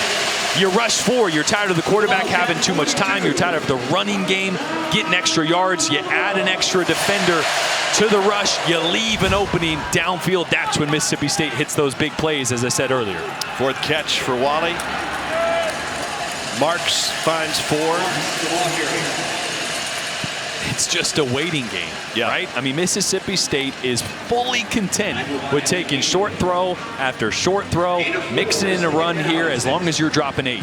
You add an extra guy, now that's a regular coverage. That's what they want. They have numbers on the back end. That's when those throws open up downfield. There hasn't been many of them, but they capitalized on it as soon as Kentucky made an adjustment. We saw that a few weeks ago with State's big win on the road at Texas A&M before the Aggies beat Alabama. Here's Marks on a toss. They were going dink and dunk down the field. Mike Elko came out of that. They went from dink and dunk to chunk, and that was the difference in the game. Stop by Wallace. Gain of 3, 3rd and 3. There's definitely a hitch in his giddy up as Rogers moves around the field. He had the shoulder injury against Alabama. That didn't seem to be an issue against Vanderbilt. Now he's been on the bike, though, in between drives as well, trying to stay loose. At one point, thought it was his back. Now maybe an ankle or something. Something's obviously not right, but he's playing through a little bit of pain and still playing at a high level. Back to the ground game. Marks, big hole. Marquez Bembry first there, only after he picks up 7. Just zone to the front side. Scott Lashley, the right tackle, does a good job of just staying on Fitzgerald there. And a great read by Marks to cut that back and get vertical quickly.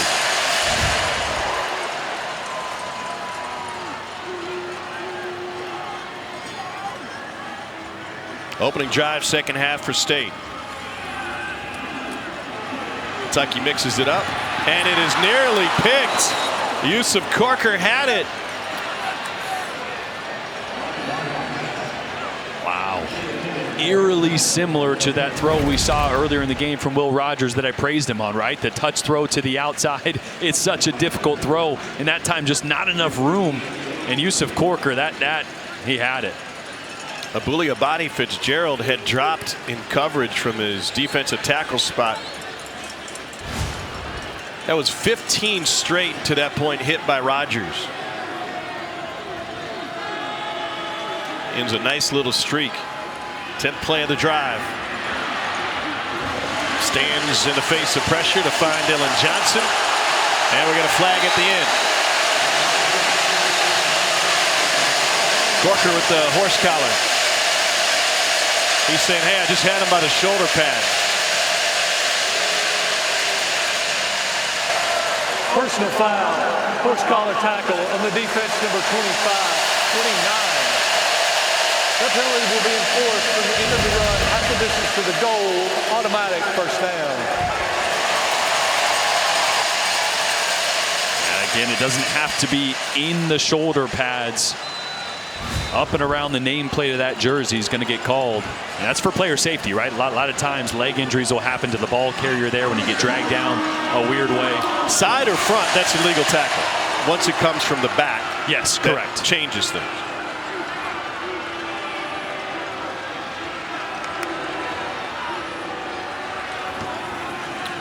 First and goal now. Marks into the end zone. Flag came flying after that 10-yard run in the midst of it.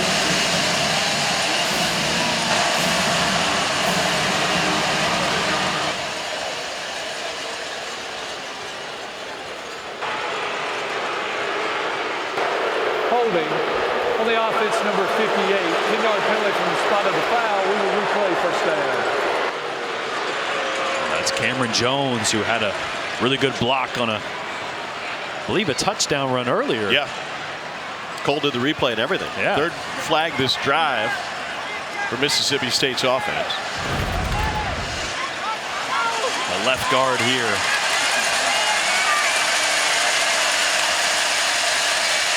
Tough to see from that angle. Yeah. Tough to tell if he got any jersey there. Obviously the defender trying to work away from him. That's when that call usually happens. A big penalty to push Mississippi State back to the edge of the red zone.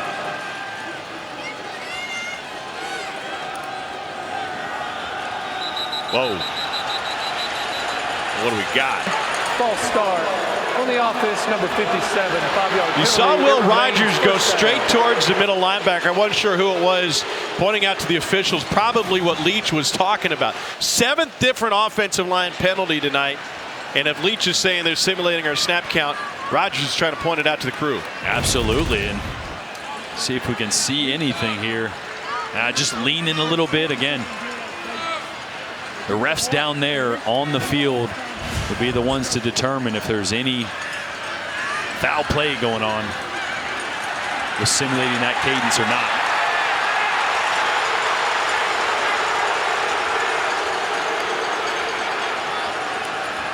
Shovel, marks, blown up. It's A.J. Weaver there, loss of 3.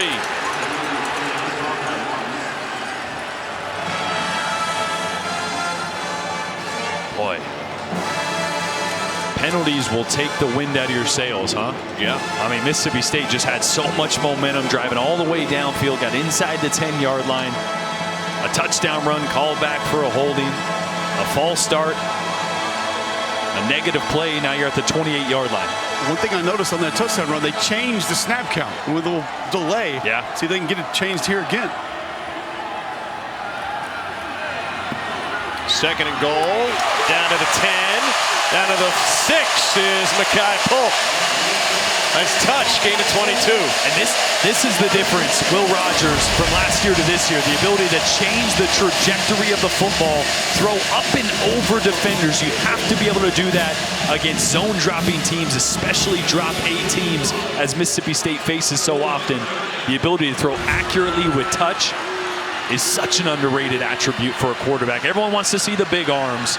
Everyone wants to see the laser rocket throws. That throw right there is even more important. 13th play of the drive. Marks doesn't get the blocking he needed on the edge. Corker there for a loss of 3.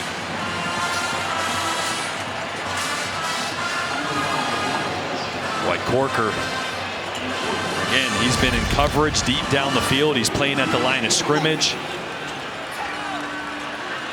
The ability to run the ball for State is really stressing the responsibilities of these 2nd and 3rd level players for Kentucky. But a great job getting a stop after what looked like surely was going to be a Mississippi State scoring drive before the couple penalties. 27-yard attempt for Brandon Ruiz. Stinger right through. Mississippi State takes a touchdown advantage. Bulldogs controlling the clock here in the 2nd half. Starkville, let's take a look at Fansville. Brought to you by Dr. Pepper. Earlier today, trick and treating going full bore. You dressing up? I haven't thought about it yet. So you're not? Yeah. If you haven't thought about it. Never too late. You know, sometimes, though, the best Halloween costumes are those panic day of costumes. Yeah, whatever you can come up with. Yeah. Go over to the, what's the Halloween store? Yeah, Party City, maybe. And they got nothing left, but you're like, oh, I'll be the one that nobody wanted. Sure. It's the wrong size, but let's do it.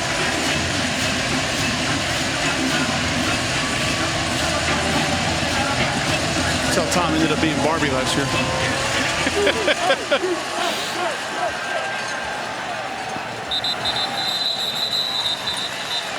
What's up with Kentucky's offense tonight? Well, it's been struggling to really get going. We talked about how important Wan'Dale Robinson is to this offense, but Mississippi State has had him bottled up at the line of scrimmage. They've tackled him well in space, and it's really been about the decision-making from Will Levis. The interception earlier, didn't throw the ball on a line. The miscommunication here with Isaiah Cummings on an inaccurate throw as well. Can't turn the ball over. But really, Kentucky's got to get back to the ground game, right? This is the identity of their offense. So Will Levis came to Kentucky from Penn State. You see the play selection as they try to get Chris Rodriguez Jr. involved, and he gets just 1 yard. Cole, why isn't Kentucky able to have success with their ground game tonight? Well, number one, I don't think they've been committed to it. And then number two, gap scheme runs like that you just saw right there. When you have a penetrating defense, when they get north and south, you knock multiple linemen off their tracks. You're unable to get to your blocks. It's just a lack of recognition, lack of understanding of what's coming. And that's tough. You talked about it earlier, Tom. Difficult to diagnose what you're going to get from this defense. Rodriguez came in leading the SEC with 775 yards in this season. Lost the football! Picked up by Jet Johnson! Another Kentucky turnover.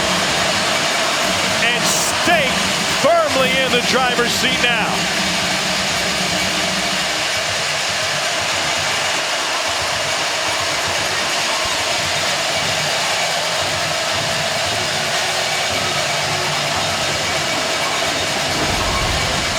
This is one that's really tough as a running back, right? You're looking for a flash of color.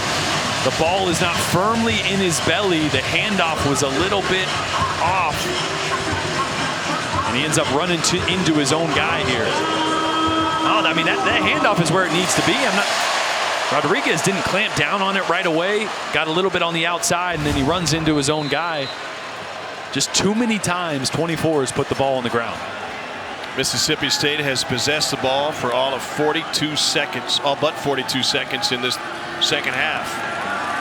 Kentucky with another tackle behind the line of scrimmage. Josh Paschal showing up. It was a little bit of a newer run from Kentucky there, too. I haven't seen much duo in this game. What is duo? Duo is offensive line is going to concentrate on the double teams. It's going to look like zone to the right, but you're focusing on the cutback. So it's going to target back to the left. It's just a different track and a different style play for the running back. On 2nd and 12 to throw. 7 in protection, wide open. Down to the 1 is Jaden Walley. Will Rogers finding levels. Oh, finding levels is right. But the reason that throw was made is him looking to the left and coming back right.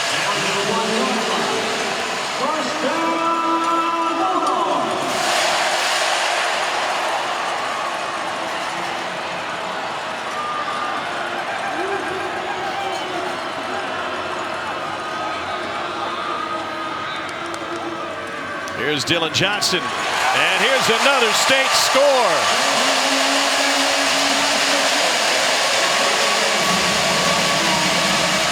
The offense running wide open now. In the first half, the Bulldogs had one play of 20 yards plus, already 3 in the second half. This is the best I have seen this Mississippi State offense in 2 years under Mike Leach. And Will Rogers playing one of his best games as well.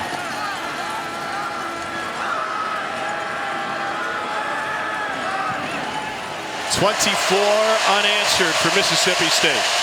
Well, it was the pass from Will Rogers that got them down. Right into the goal line. Watch how he works left. Moves the secondary defenders. Comes back right. Little touch on the throw in traffic over the middle of the field.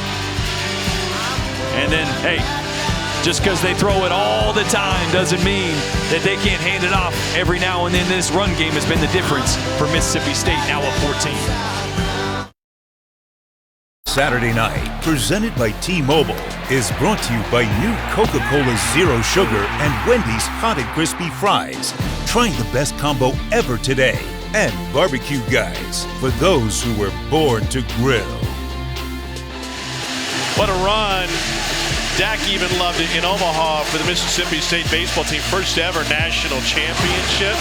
Great tradition here. Thunder, lightning, Papelbon, Mangum all the way through. in the best baseball stadium in all of college baseball, finally bringing home a national title. Won the last 2 games in Omaha championship series by combined score of 22-2. Honored tonight, got their championship rings. No return. Cole, we're looking at footage of the baseball team on the field. What you learned hanging with Chris Lemonis earlier today? Oh, first thing I learned being inside Dudy Noble on that field, Tom, did not want to leave. Just the place is just spectacular. It's beautiful. You just want to go play catch, take a little BP, run around the outfield out there. But Chris Lemonis is just fun to be around. There's obviously no question as to why his players want to play for him, want to play hard for him. Beautiful facility, and then just to meet some of the guys, be around them today, pretty cool. And by the way, the rings are bling-tastic. Bling-tastic? I didn't know that was a word. It is now. Kentucky desperate to A, take care of the football, and B, find a way to pick up some first downs. Levis fakes the pitch. That is intercepted! Another state takeaway! 4th of the night. Cameron Young got him off the carom.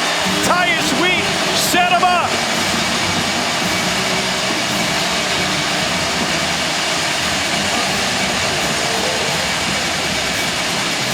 Will Levis cannot believe what he just saw. Boy, you can't even chalk this one up. Warning, Mississippi State. This is their to Will Levis. This is just a great play by Tyrus Wheat. Fake pitch on the outside. Wheat drops into coverage, but he's just reading Will Levis's eyes. Instead of dropping away, he starts to go with Will Levis's eyes, gets a hand up, tips and overthrows. That's what defenses want to see. There's just nothing you can do there. What a frustrating night for this Kentucky offense and Will Levis. Last in the SEC turnover margin. Cole, you mentioned they've been so good. But in a game like this, where they're evenly matched, turnovers, killer.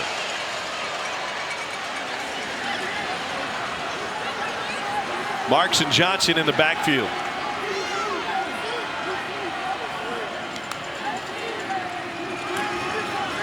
Dylan Johnson tries a hurdle.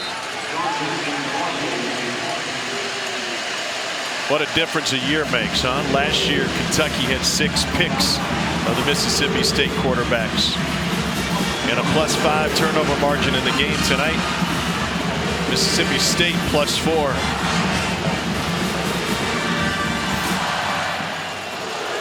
And this right here kind of feels like a drive of the game, right? It can get out of hand if Mississippi State ends up punching it in here, but this Kentucky defense can hold tight here.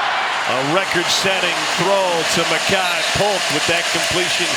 Will Rogers just surpassed Dak Prescott in career completions. Single-season completions, 317. That is a career for some guys. Yeah, for most guys. They throw it around.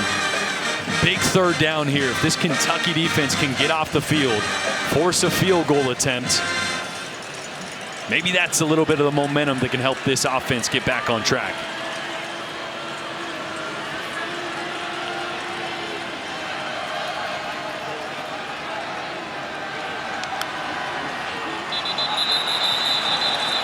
What in the world? Everybody moves, center didn't snap it. On the offense, number 78, 5-yard penalty. It remains 3rd down. I'll tell you what I like right there, though. I like Cole Smith, a former center, now playing guard, looking back at his quarterback and saying, hey, buddy, center doesn't need you getting into him right now. He knows he just made a mistake. Get back there and shotgun. Do what you got to do. Clap. Call out the whatever. All the routes and whatnot. We'll handle everything up here. Big quarterback looked pretty, but it's a 6th false start on his Bulldog offensive line tonight. Late blitz. Rogers going deep. Man caught. Touchdown. Mississippi State with another 20+ yard play. 26 yards to Thomas.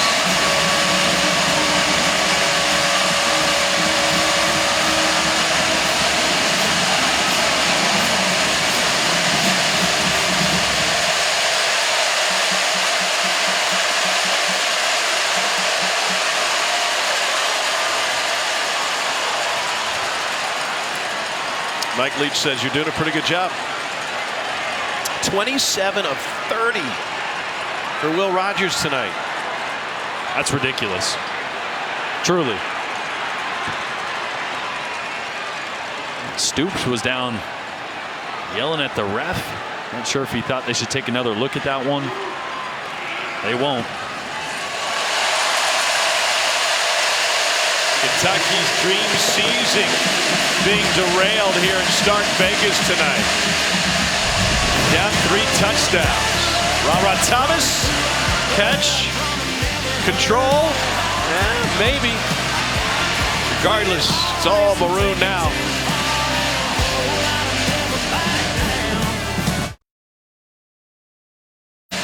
After further investigation, we understand why Mark Stoops was so upset. This was ruled a touchdown. They did not stop play to review it. Doesn't mean they didn't review it, but when we took a second look, ball is on the ground, no catch. Yeah, it really wasn't. And every look, you pretty much have a clear view of this ball moving. You see, Mosiak does a good job right there of getting his hand in. And yes, the catch was made initially, but you have to survive the ground. And he didn't. That should have been reviewed. Should be an incompletion. Instead, it's another score for Mississippi State. Up 31-10.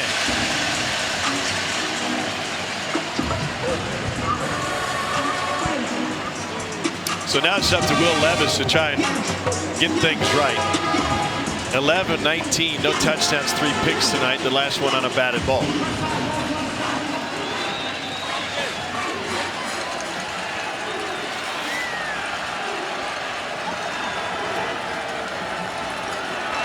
Three picks and a lost fumble for Kentucky.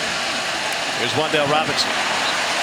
And also what we haven't seen, obviously Kentucky has struggled running the football effectively, and Will Levis has had his issues throwing the football. We haven't seen design quarterback runs. I was going to ask you about that because Will Levis, when he was at Penn State, here's Kavasi Smoke. Stop short. He was a run-first quarterback, right? Yeah. So now you bring him into this offense based on what the Rams do in the NFL. They're asking him to be much more of a passer than he's ever been before, at least at the collegiate level. Yeah, but there's been games where they've used him. Just hasn't been a designed run tonight, and against a really good Mississippi State defense, especially run defense, top 10 in the entire nation. I would expect a little more of that. Add an extra hat, get your big physical quarterback. Aside from a QB sneak, which is the ability to run the football. Yeah. Not to mention you force them to defend it, and at least they're aware of it. And that, in turn, can open up things downfield. So, look, game plans are fluid, right? Talking to Liam Cohen, we realize that. You kind of figure out how the game's going, how a defense is playing you, and you start to adjust things. Obviously, Kentucky hasn't had many opportunities this half, so you're seeing now the adjustments that Liam Cohen is making in this game plan. There's Robinson with an 18-yard completion. That's another thing I love to see. Get your athletic quarterback outside the pocket. He's had some trouble seeing things from in the pocket. You've had some batted balls. Great way to counter that. Good route and an accurate throw. Earlier this season, we're talking to Mark Stoops about Will Levis's inefficiency at quarterback, especially with the turnovers. And he is so enamored with Levis's strong arm. There's been very little thought of saying that there could be a change made at that position. Here's Rodriguez. And he said, listen, what we haven't had here in a few years is a quarterback that can really stretch the defense. It can go deep. And Will Levis has the ability to do that, and that's what our offense is predicated on. Obviously, run first for the most part with this offense. And the 2 shot plays tonight have one ended up in an interception, the other one in an overthrow to Josh Ali in the end zone. Levis shovels it away. What a play. Rodriguez gets undone inside the 30. And Levis just made something out of nothing. What a heads-up play here. You're going to see blitz come late from the right side. Levis never sees it until it's right in his face. And it's just a great natural reaction to find your check down and get the ball to him however possible. A little underhand, a little Favre-like there. Yeah, whatever you got to do. Injured Mississippi State player will stop the clock with 26 seconds left in the third quarter. Rodriguez bothered with a fumble tonight, but trying to get back in it. It's a Mississippi State team, by the way, that's been tonight light in the secondary. Fred Peters We're not playing this game due to injury. We knew that coming in. And then early on, Martin Emerson was ejected for this game from this game for targeting. So they've had to go pretty deep. And credit to them. They've held up on the outside. Sean Preston Jr. had that pick early, and he is the injured Bulldog playing in Peter's spot. Cameron Richardson has played well, being thrust into a little bit bigger role on the outside.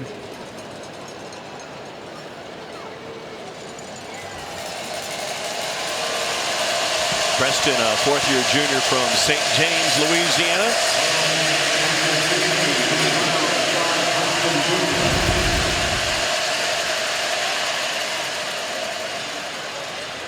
Well, you go against Chris Rodriguez in the open field, you got to get your pad level down. Maybe a little stinger there. Rodriguez, 224 pounds, got 20 of them on Preston.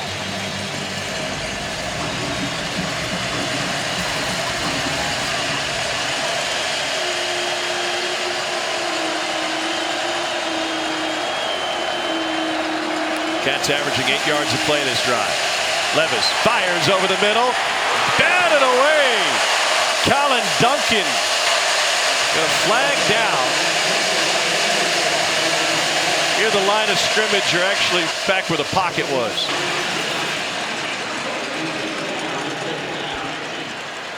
Holding on the offense, number 61. 10-yard penalty from the previous spot. Replay, first down. Austin Dotson.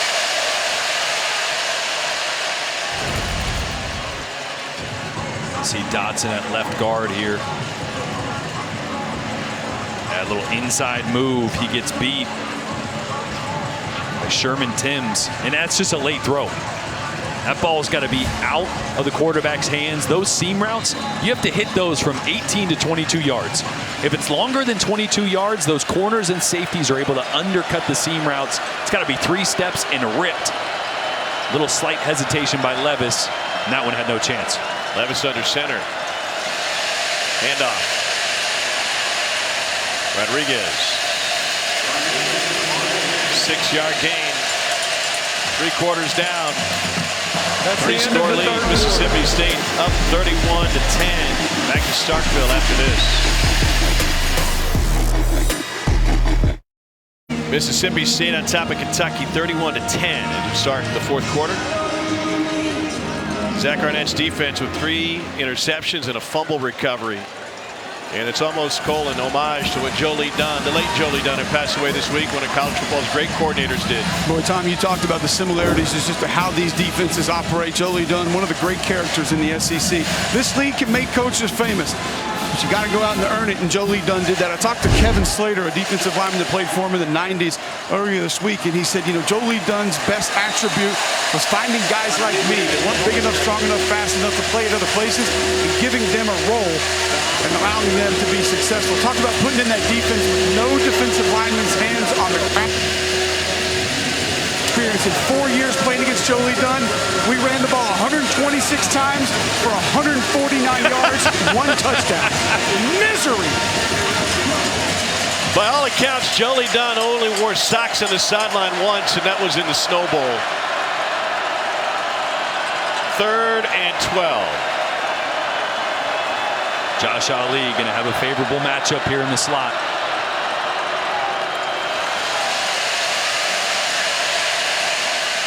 Ripped to the outside, complete for a first down. DeMarcus Harris with his first catch of the game. And I thought this was going to be an area of the field where it was going to be a good-on-good matchup all night. Mississippi State defense has been so good in the red zone.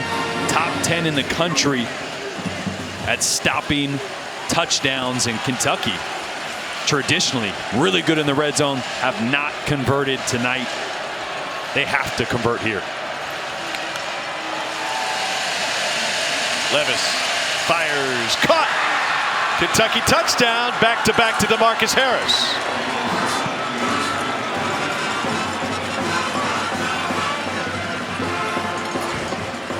A much needed scoring job by the Cats. 10 plays, 75 yards. What a great job by Levis to stay confident. Nothing's gone right. Look at him work his shoulders here a little bit.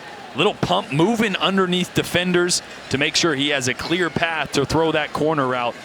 Great job manipulating the defense there really quickly, right? I mean, he had no time to do that. The ball had to be out, but still moved to defender, ripped it on target, on time to keep Kentucky in this one at least. Well, I tell you what, if Kentucky can operate like that offensively, we could be in store for a circus finish.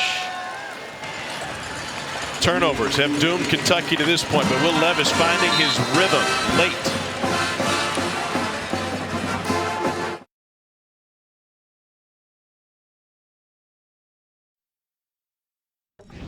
Dory Noka in studio. Time for our comeback moment, supplemented by Aflac. You know, Georgia came back. What did they come back from? Last year's loss to Florida. You want another comeback? Watch this. Nakobe Dean. Catch it. He gonna come back the other way. All kinds of comebacks in Georgia's 27-point rout of their arch rivals from Gainesville. Dar, that's the kind of play that make a Georgia radio announcer break his chair. Go right through the steel and the padding.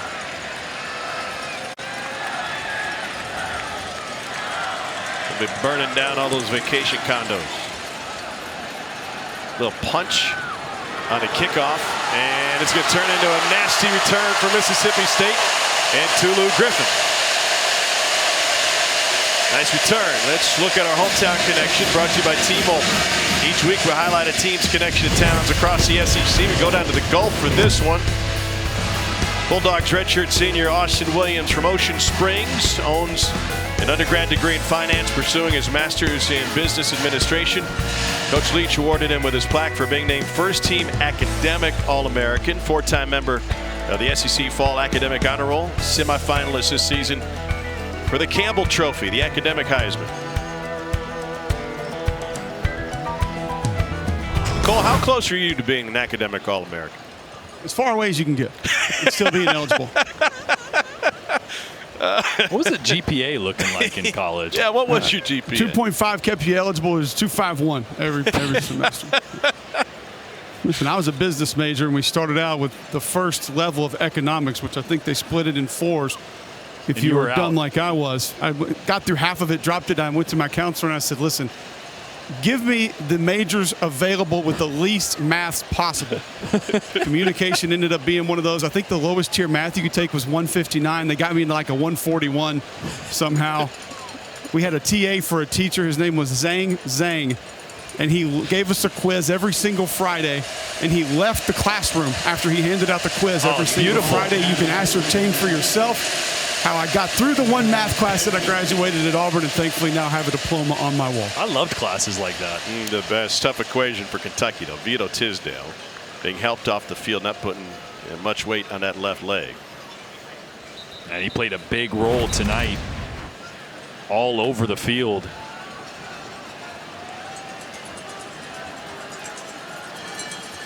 Took the brunt of that, kind of lowered his head there.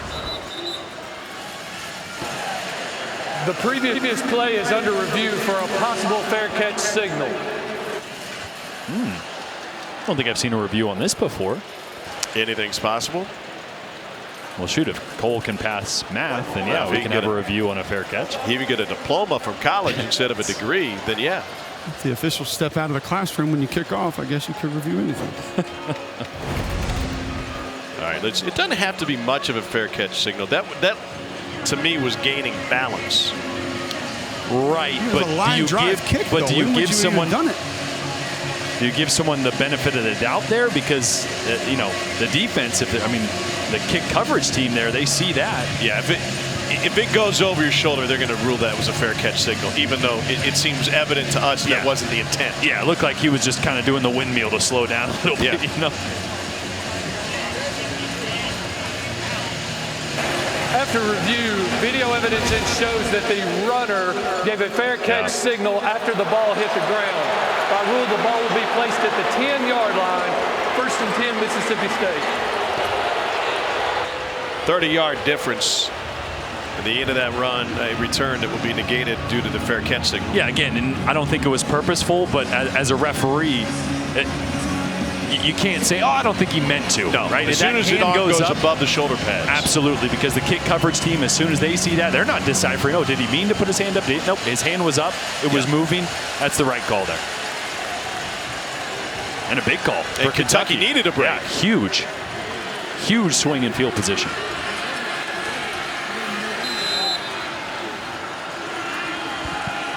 There's Williams in motion. If Rogers can stay on rhythm, finds Williams. So one of the differences we're seeing from Mississippi State's offense tonight versus what we've seen in games past is being held to 4 or 5 yards of completion. Boy, there's a huge difference between 4 or 5 and 8. Yeah, enormous, right? 4 you can live with every now and then, an incompletion or a negative play, then you can have a stop. But when you're getting chunks of 7 and 8 into soft zone, it's just demoralizing. And it's more than just the yardage difference, right? It's the accumulation of those yards when they run so many plays and they have a time of possession advantage. And Rogers has barely missed tonight. He's 28 of 31. That's so hard to do. I mean, again, I don't care if it's short throws, long throws. I don't care if it's routes on air in practice. It's difficult to be that accurate. I don't do that in Tecmo Bowl very often. Cole, quickly, what's his completion percentage? Do the math. 89. That actually might be close. He's averaging over 10 yards of completion. That one goes for 12. We spoke with Austin Williams just about the difference, year 1 to year 2, and he just mentioned the feel, right? This route right here, this is a feel route. This is a route where the receiver's got to start to throttle down because he sees zone coverage out in front, not stop, but slow down just enough to give your quarterback an area to throw the football, and he did it there. Shows the chemistry that they built from last year to this. How about the play selection for Mississippi State tonight? 58 plays. 26 of them runs. I would have bet all the money in my bank account, which isn't a ton, that it wouldn't even been close, right? I mean, yeah. If you'd have told me, hey, at the end of the game, you know, they maybe only have 6 or 7 more passes than rushes, I've said, you're talking about what team? No, no chance. Well, the run game's been effective tonight. Another 300-yard passing game for Will Rogers.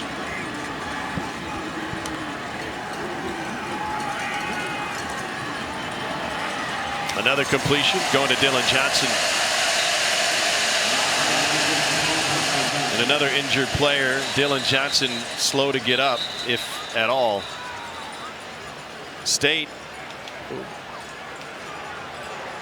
has dominated time of possession, 30 minutes to 18 minutes, give or take. And Mark Stoops having a frustrating night here in Starkville again.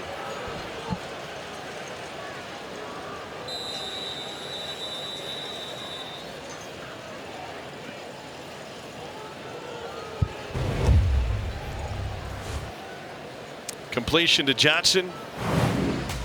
Took a big hit, and he's still down on the field for the Bulldogs.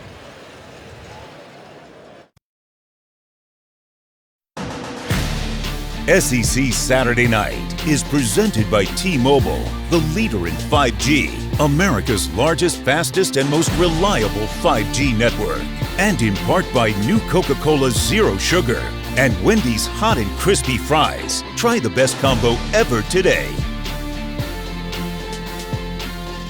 The top 4 teams and the first 2 teams looking in. So let's have a look at the bracket. We're going to start at number 1. The number 1 team, according to the selection committee, is Mississippi State. Yeah, there we go. And the CFP rankings coming out Tuesday night. First of this season, 3rd and 3. Rogers going deep. It is a flag on the play. Whether or not Griffin was inbounds or not, he did catch it, but I guess they ruled he was out of bounds, but we'll have pass interference after it anyway.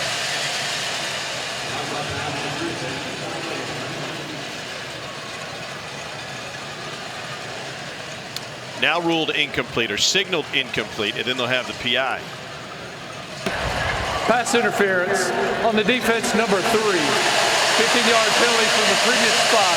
Automatic first down. That's Cedric the result Thornton of the Jr. play was an incomplete pass. Yeah, Dort does a great job of being in phase right here, but you got to find the ball.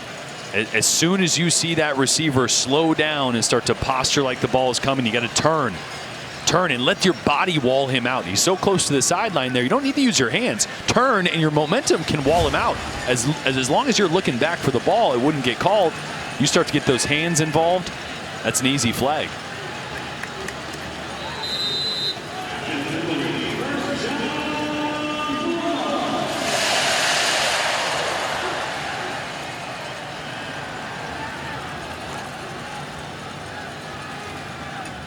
Back to the running game.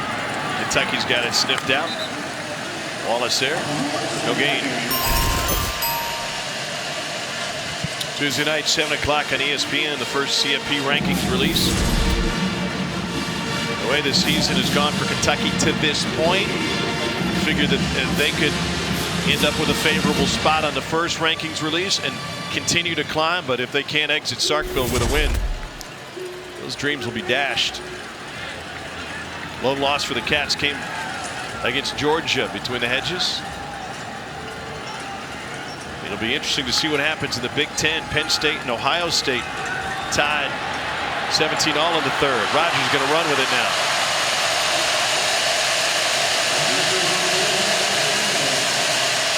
Six-yard run on the QB scramble.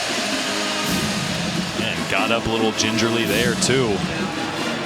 Obviously working through a little pain there. Little something hasn't been right, but a great job because Kentucky had everything covered. They got so much depth with their linebackers that there was a lot of green grass, and Will Rogers took advantage of it to get them in a better third down scenario.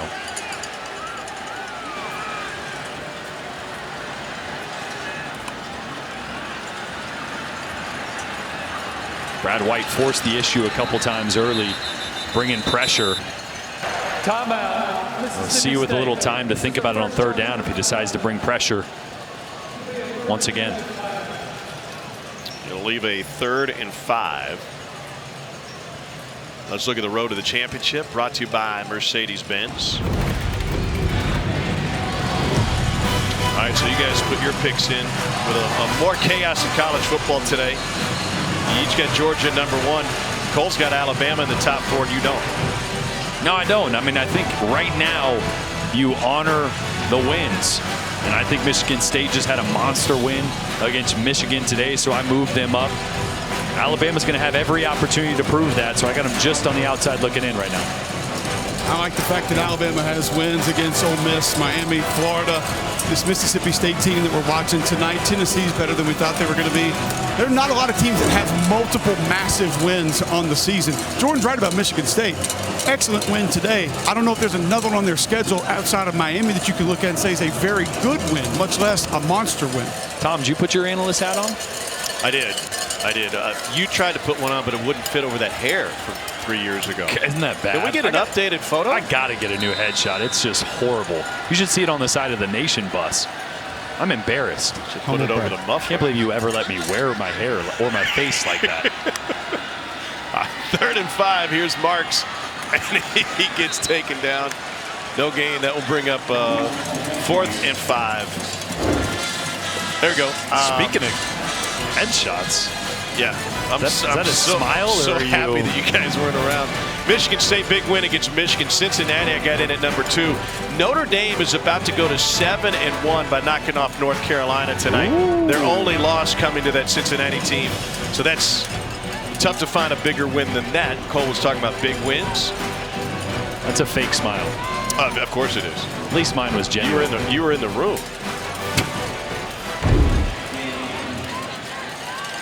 And Ohio State in a battle with Penn State. I feel like you have to have Oregon in front of Ohio State. They got a head-to-head win without their best player in Columbus.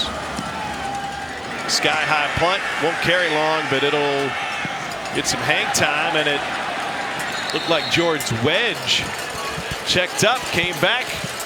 Just a 16-yard punt. Kentucky's got to make hay.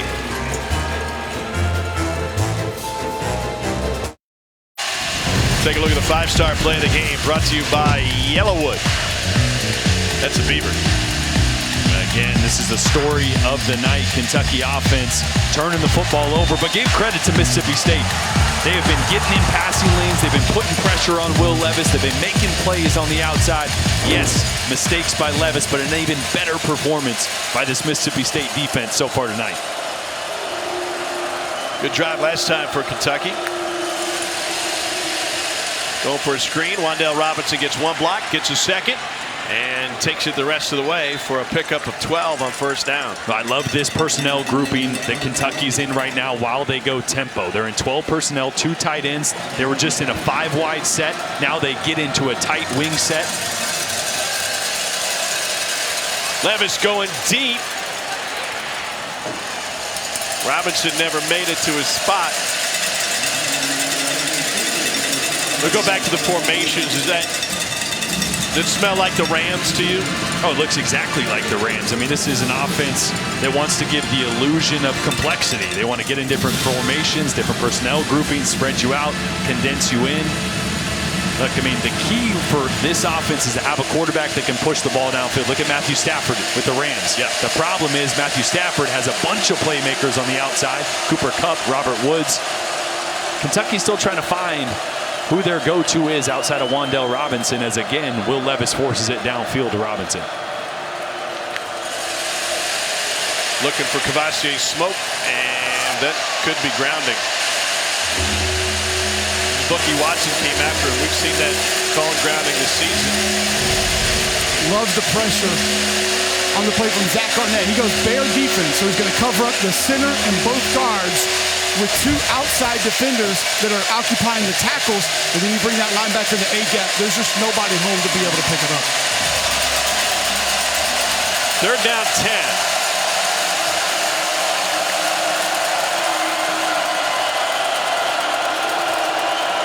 Mississippi State showing pressure. I think they're going to drop out of it, though.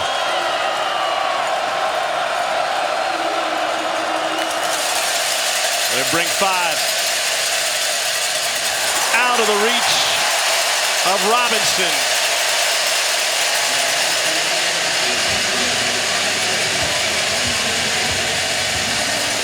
Wow. Kentucky will punt it away with just under 8 minutes to go. Yeah, Mississippi State showed pressure from the field. They dropped out of it, brought a little pressure from the boundary. It was picked up, though. Clean pocket, and this one just got away from Will Levis. Comes a little high and hot out of his hand. Just out of the reach of Robinson.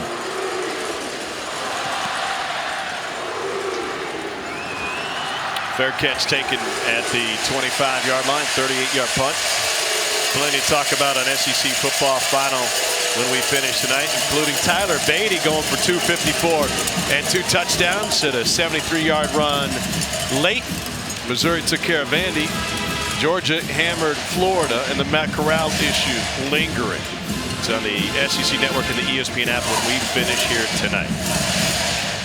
Special thanks to Wheels Up, helping to make travel easier. Jordan was at SEC Nation in Jacksonville this morning, here in Starkville for our game tonight.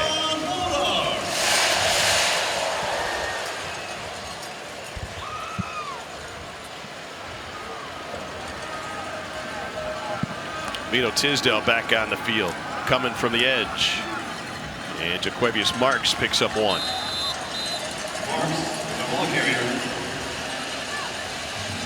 Well, it's have-to time for Kentucky defense. You have to get a stop.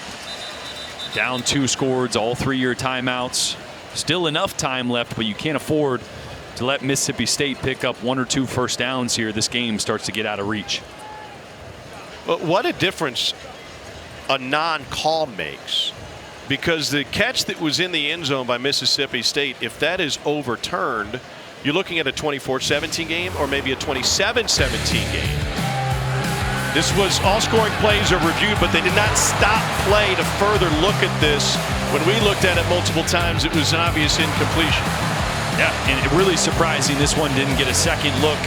You know, the default should kind of be just, hey, let's stop it, let's look at it on a scoring play. Make sure you have plenty of time. Yeah, no rush. Yeah, no reason to rush the extra point, right? So, yeah, that does change the game. You're right. Is it a field goal? Do they end up scoring? I don't know. But that missed call could definitely change the outcome, not the outcome maybe, but the scenario if Kentucky does get the ball back, you know?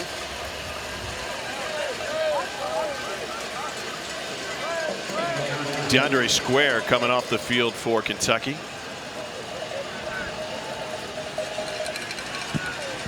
Second and 9. It's been a while since Kentucky has won here. The home team has won the last 6 in the series. 2008 was the last time Kentucky got a win in Starkville. They needed a block extra point to pull that one off. Randall Cobb was playing for the Cats that night.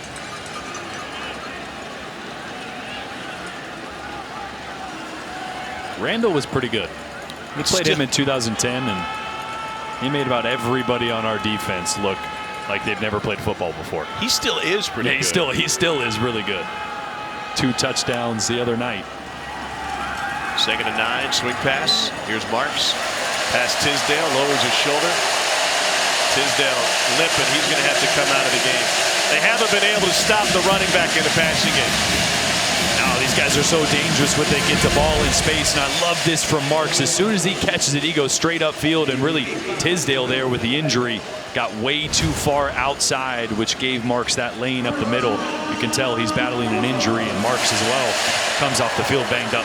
Rogers in another rhythm. He's completed his last 10 attempts. Earlier in this game, he had completed 15 straight in a run that spanned the second and third quarters. 12 different catches of the 31 completions by Mississippi State running backs. Here's another. And you think about it, you went back to, I think you mentioned earlier, the time of possession. Right? Mississippi State, I think 7th in the entire country. It's because of the efficiency of Will Rogers. The ability to continually create positive plays through the air. Whether it's a 1-yard play or a 20-yard play, it doesn't matter. The clock continues to run, they control the ball, and they dictate the game. And in this day and age of up-tempo offenses, high-scoring games, time of possession matters less per game than it did before. Right. 10 years ago, 20 years ago, certainly 30 years ago. But not if you're Mississippi State and you have the lead. J.J. Jernigan listed first on the depth chart at running back, just got his first catch. Rogers. Here's another one. As Wells that time out of the backfield. And think about it, it allows you to continue to lean into your identity late in the fourth quarter. Right? I mean, this is where any other team would be running the football to try to take time off this clock. For Mississippi State, that's not what you do best. But because Will Rogers is so efficient, you can still throw the ball. Yeah, because the ball doesn't hit the ground. Exactly. You can still throw the ball and get the same effect, which is just, it's special. Huge third down. This is the game right here. Kentucky has to get a stop down 2 scores.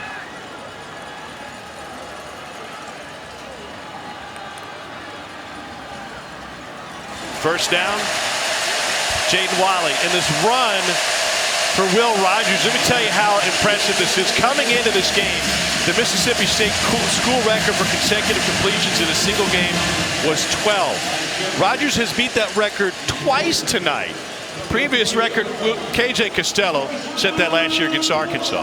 That's wild. 34 of 37. And on that one right there, Kentucky brings pressure. Rogers sees it, replaces it with an easy throw, and you're just, if you're Brad White, you're just kicking yourself. There's nothing you can do. You have to get pressure on him, but when you do, he sees it, he completes another ball. It's extremely frustrating for this Kentucky defense. Here's Marks. I think we learned something tonight about Mike Leach's play calling when it comes to turning to the ground game when they need it. 31 runs against 37 passes today. Coming in, the percentage was next to nil. Last in the country in running. But he's willing to do it when he finds that window. Is he? I think we're just learning it, right? I mean, how many times have we asked him over the last couple of years, will you run more? Will you lean into it if you need to? He goes, well, we're just going to do what we do. Well, I mean, maybe this is the game they needed to go, wait a minute, like we could be a little more balanced. We'll still have the identity of air raid, but we got a couple backs and an offensive line that's playing at a high level right now. Screen. Bounce to the outside.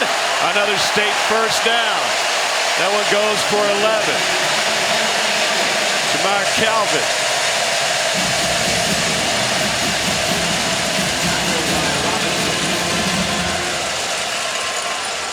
Kentucky defense just gassed. You're seeing players have a lot of difficulty redirecting, not getting as many hats to the football as quickly as you were in the first half of this game.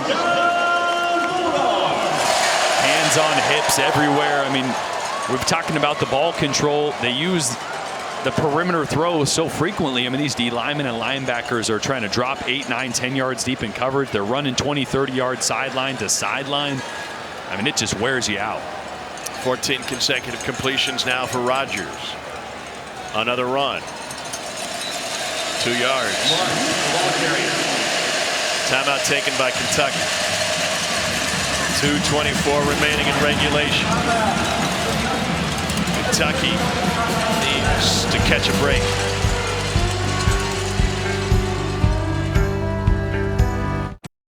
Saturday's scene here in Starkville is always plenty wild enough.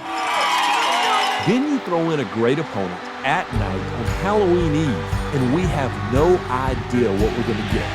But we absolutely know what we're not going to get. I mean, I completely hate candy corn. Candy corn.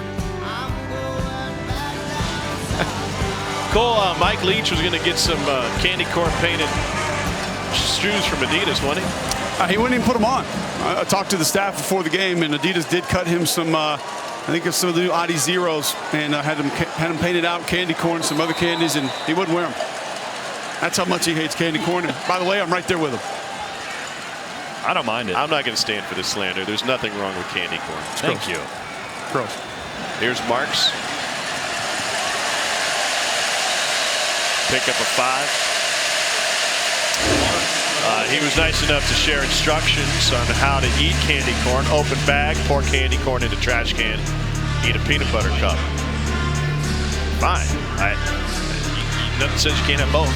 Yeah, why you gotta throw away good candy? Now this I can get on board with. Yeah, Ted Lasso was all about the post-game interview, talking about his candy. Solid gameplay, Coach. I'm all about the Sour Patch Kids. All over it. Candy. Hashtag candy corn. Wait, who invited that guy? He has nothing. You don't have a letter on your chest, sir. You got a weird pattern of chest hair, too. 3rd and 4. 4-man rush. They go right past it with Marks. Pass square. Mississippi State first down. But I think we're going to look differently at Kentucky's season now. This certainly impacts where they end up in the postseason. But I also look very differently upon Mississippi State and their promises for the rest of their season. 15 consecutive completions for Will Rogers. Timeout taken by Kentucky. Rogers has certainly grown into this role. Pretty impressive. I mean, really impressive. I don't know if there's a headless horseman to be found, but this was, hey, actually think fast. Whoa. Wow. That was actually pretty good. Yeah. Don't throw it that way. That would be more incompletions than Will Rogers has had all night. Unbelievable. Right? I mean, just think about how close this Mississippi State team is on the season. A close loss to Memphis, close one to LSU. Hold on, I'm getting a note from off camera. Is it a good one? He's completed 30 of his last 31. Put that on a pumpkin. Put it in the middle of the set. I think that's ideal. If you're a quarterback, completing 30 of 31 passes is ideal, especially if they look like this. It hasn't just been dink and dunk. He's pushed the ball to the perimeter, downfield more than we've seen in a few games. And I tell you what, if this offense is clicking like this, and the defense is playing like we saw tonight, this Mississippi State team can compete with anybody. Certainly. Still throwing pumpkins. One incompletion since the second possession of the first quarter for Rodgers. Going deep, looking for it all. Flag on the play. They put so much stress on this worn-out Kentucky defense.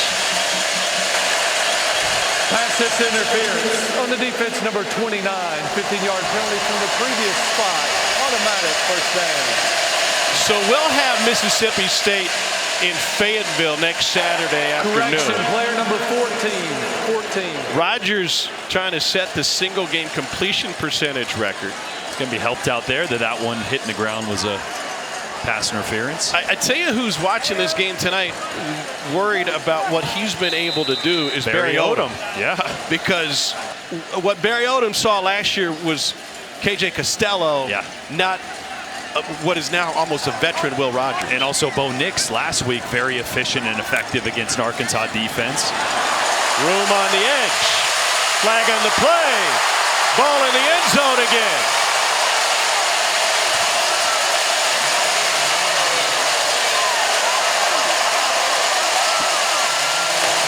Holding on the offense, number 6. They'll take this one back. 2 plays, first down. Due to the result of the play, the game clock will start on the snap.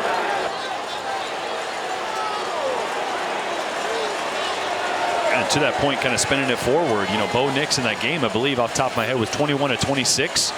And Bo's not a guy that's normally efficient. If he can be that efficient against Arkansas, you got to think unless a game plan changes and Barry Odom has a little different plan for this Mississippi State attack, Will Rogers can be very effective as well against that defense. Was there a reason they're not just going victory formation? Well, I mean, Kentucky, nope, there's not. I was just looking, I was like, well, nope, one timeout. No. Yeah, I don't know, Tom. Maybe Mike Leach thinks Kentucky is candy corn right now, and he's just trying to rub it in. Marks. Swallowed up by Abuli Abadi Fitzgerald. It really should be just taking a knee. Maybe he doesn't want their rushing numbers to be negatively impacted. I think he wants to pad the number of rushing attempts.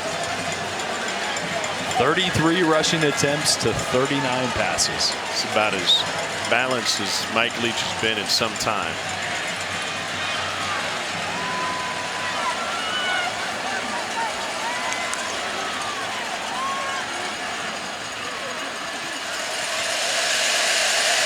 Kentucky will face a different animal when they get Tennessee and Josh Heupel's up-tempo offense next. They need to make sure one loss doesn't turn into 2. But tonight it's been all maroon. Will Rogers will finish the game 36 of 39. 344 yards. 1 touchdown.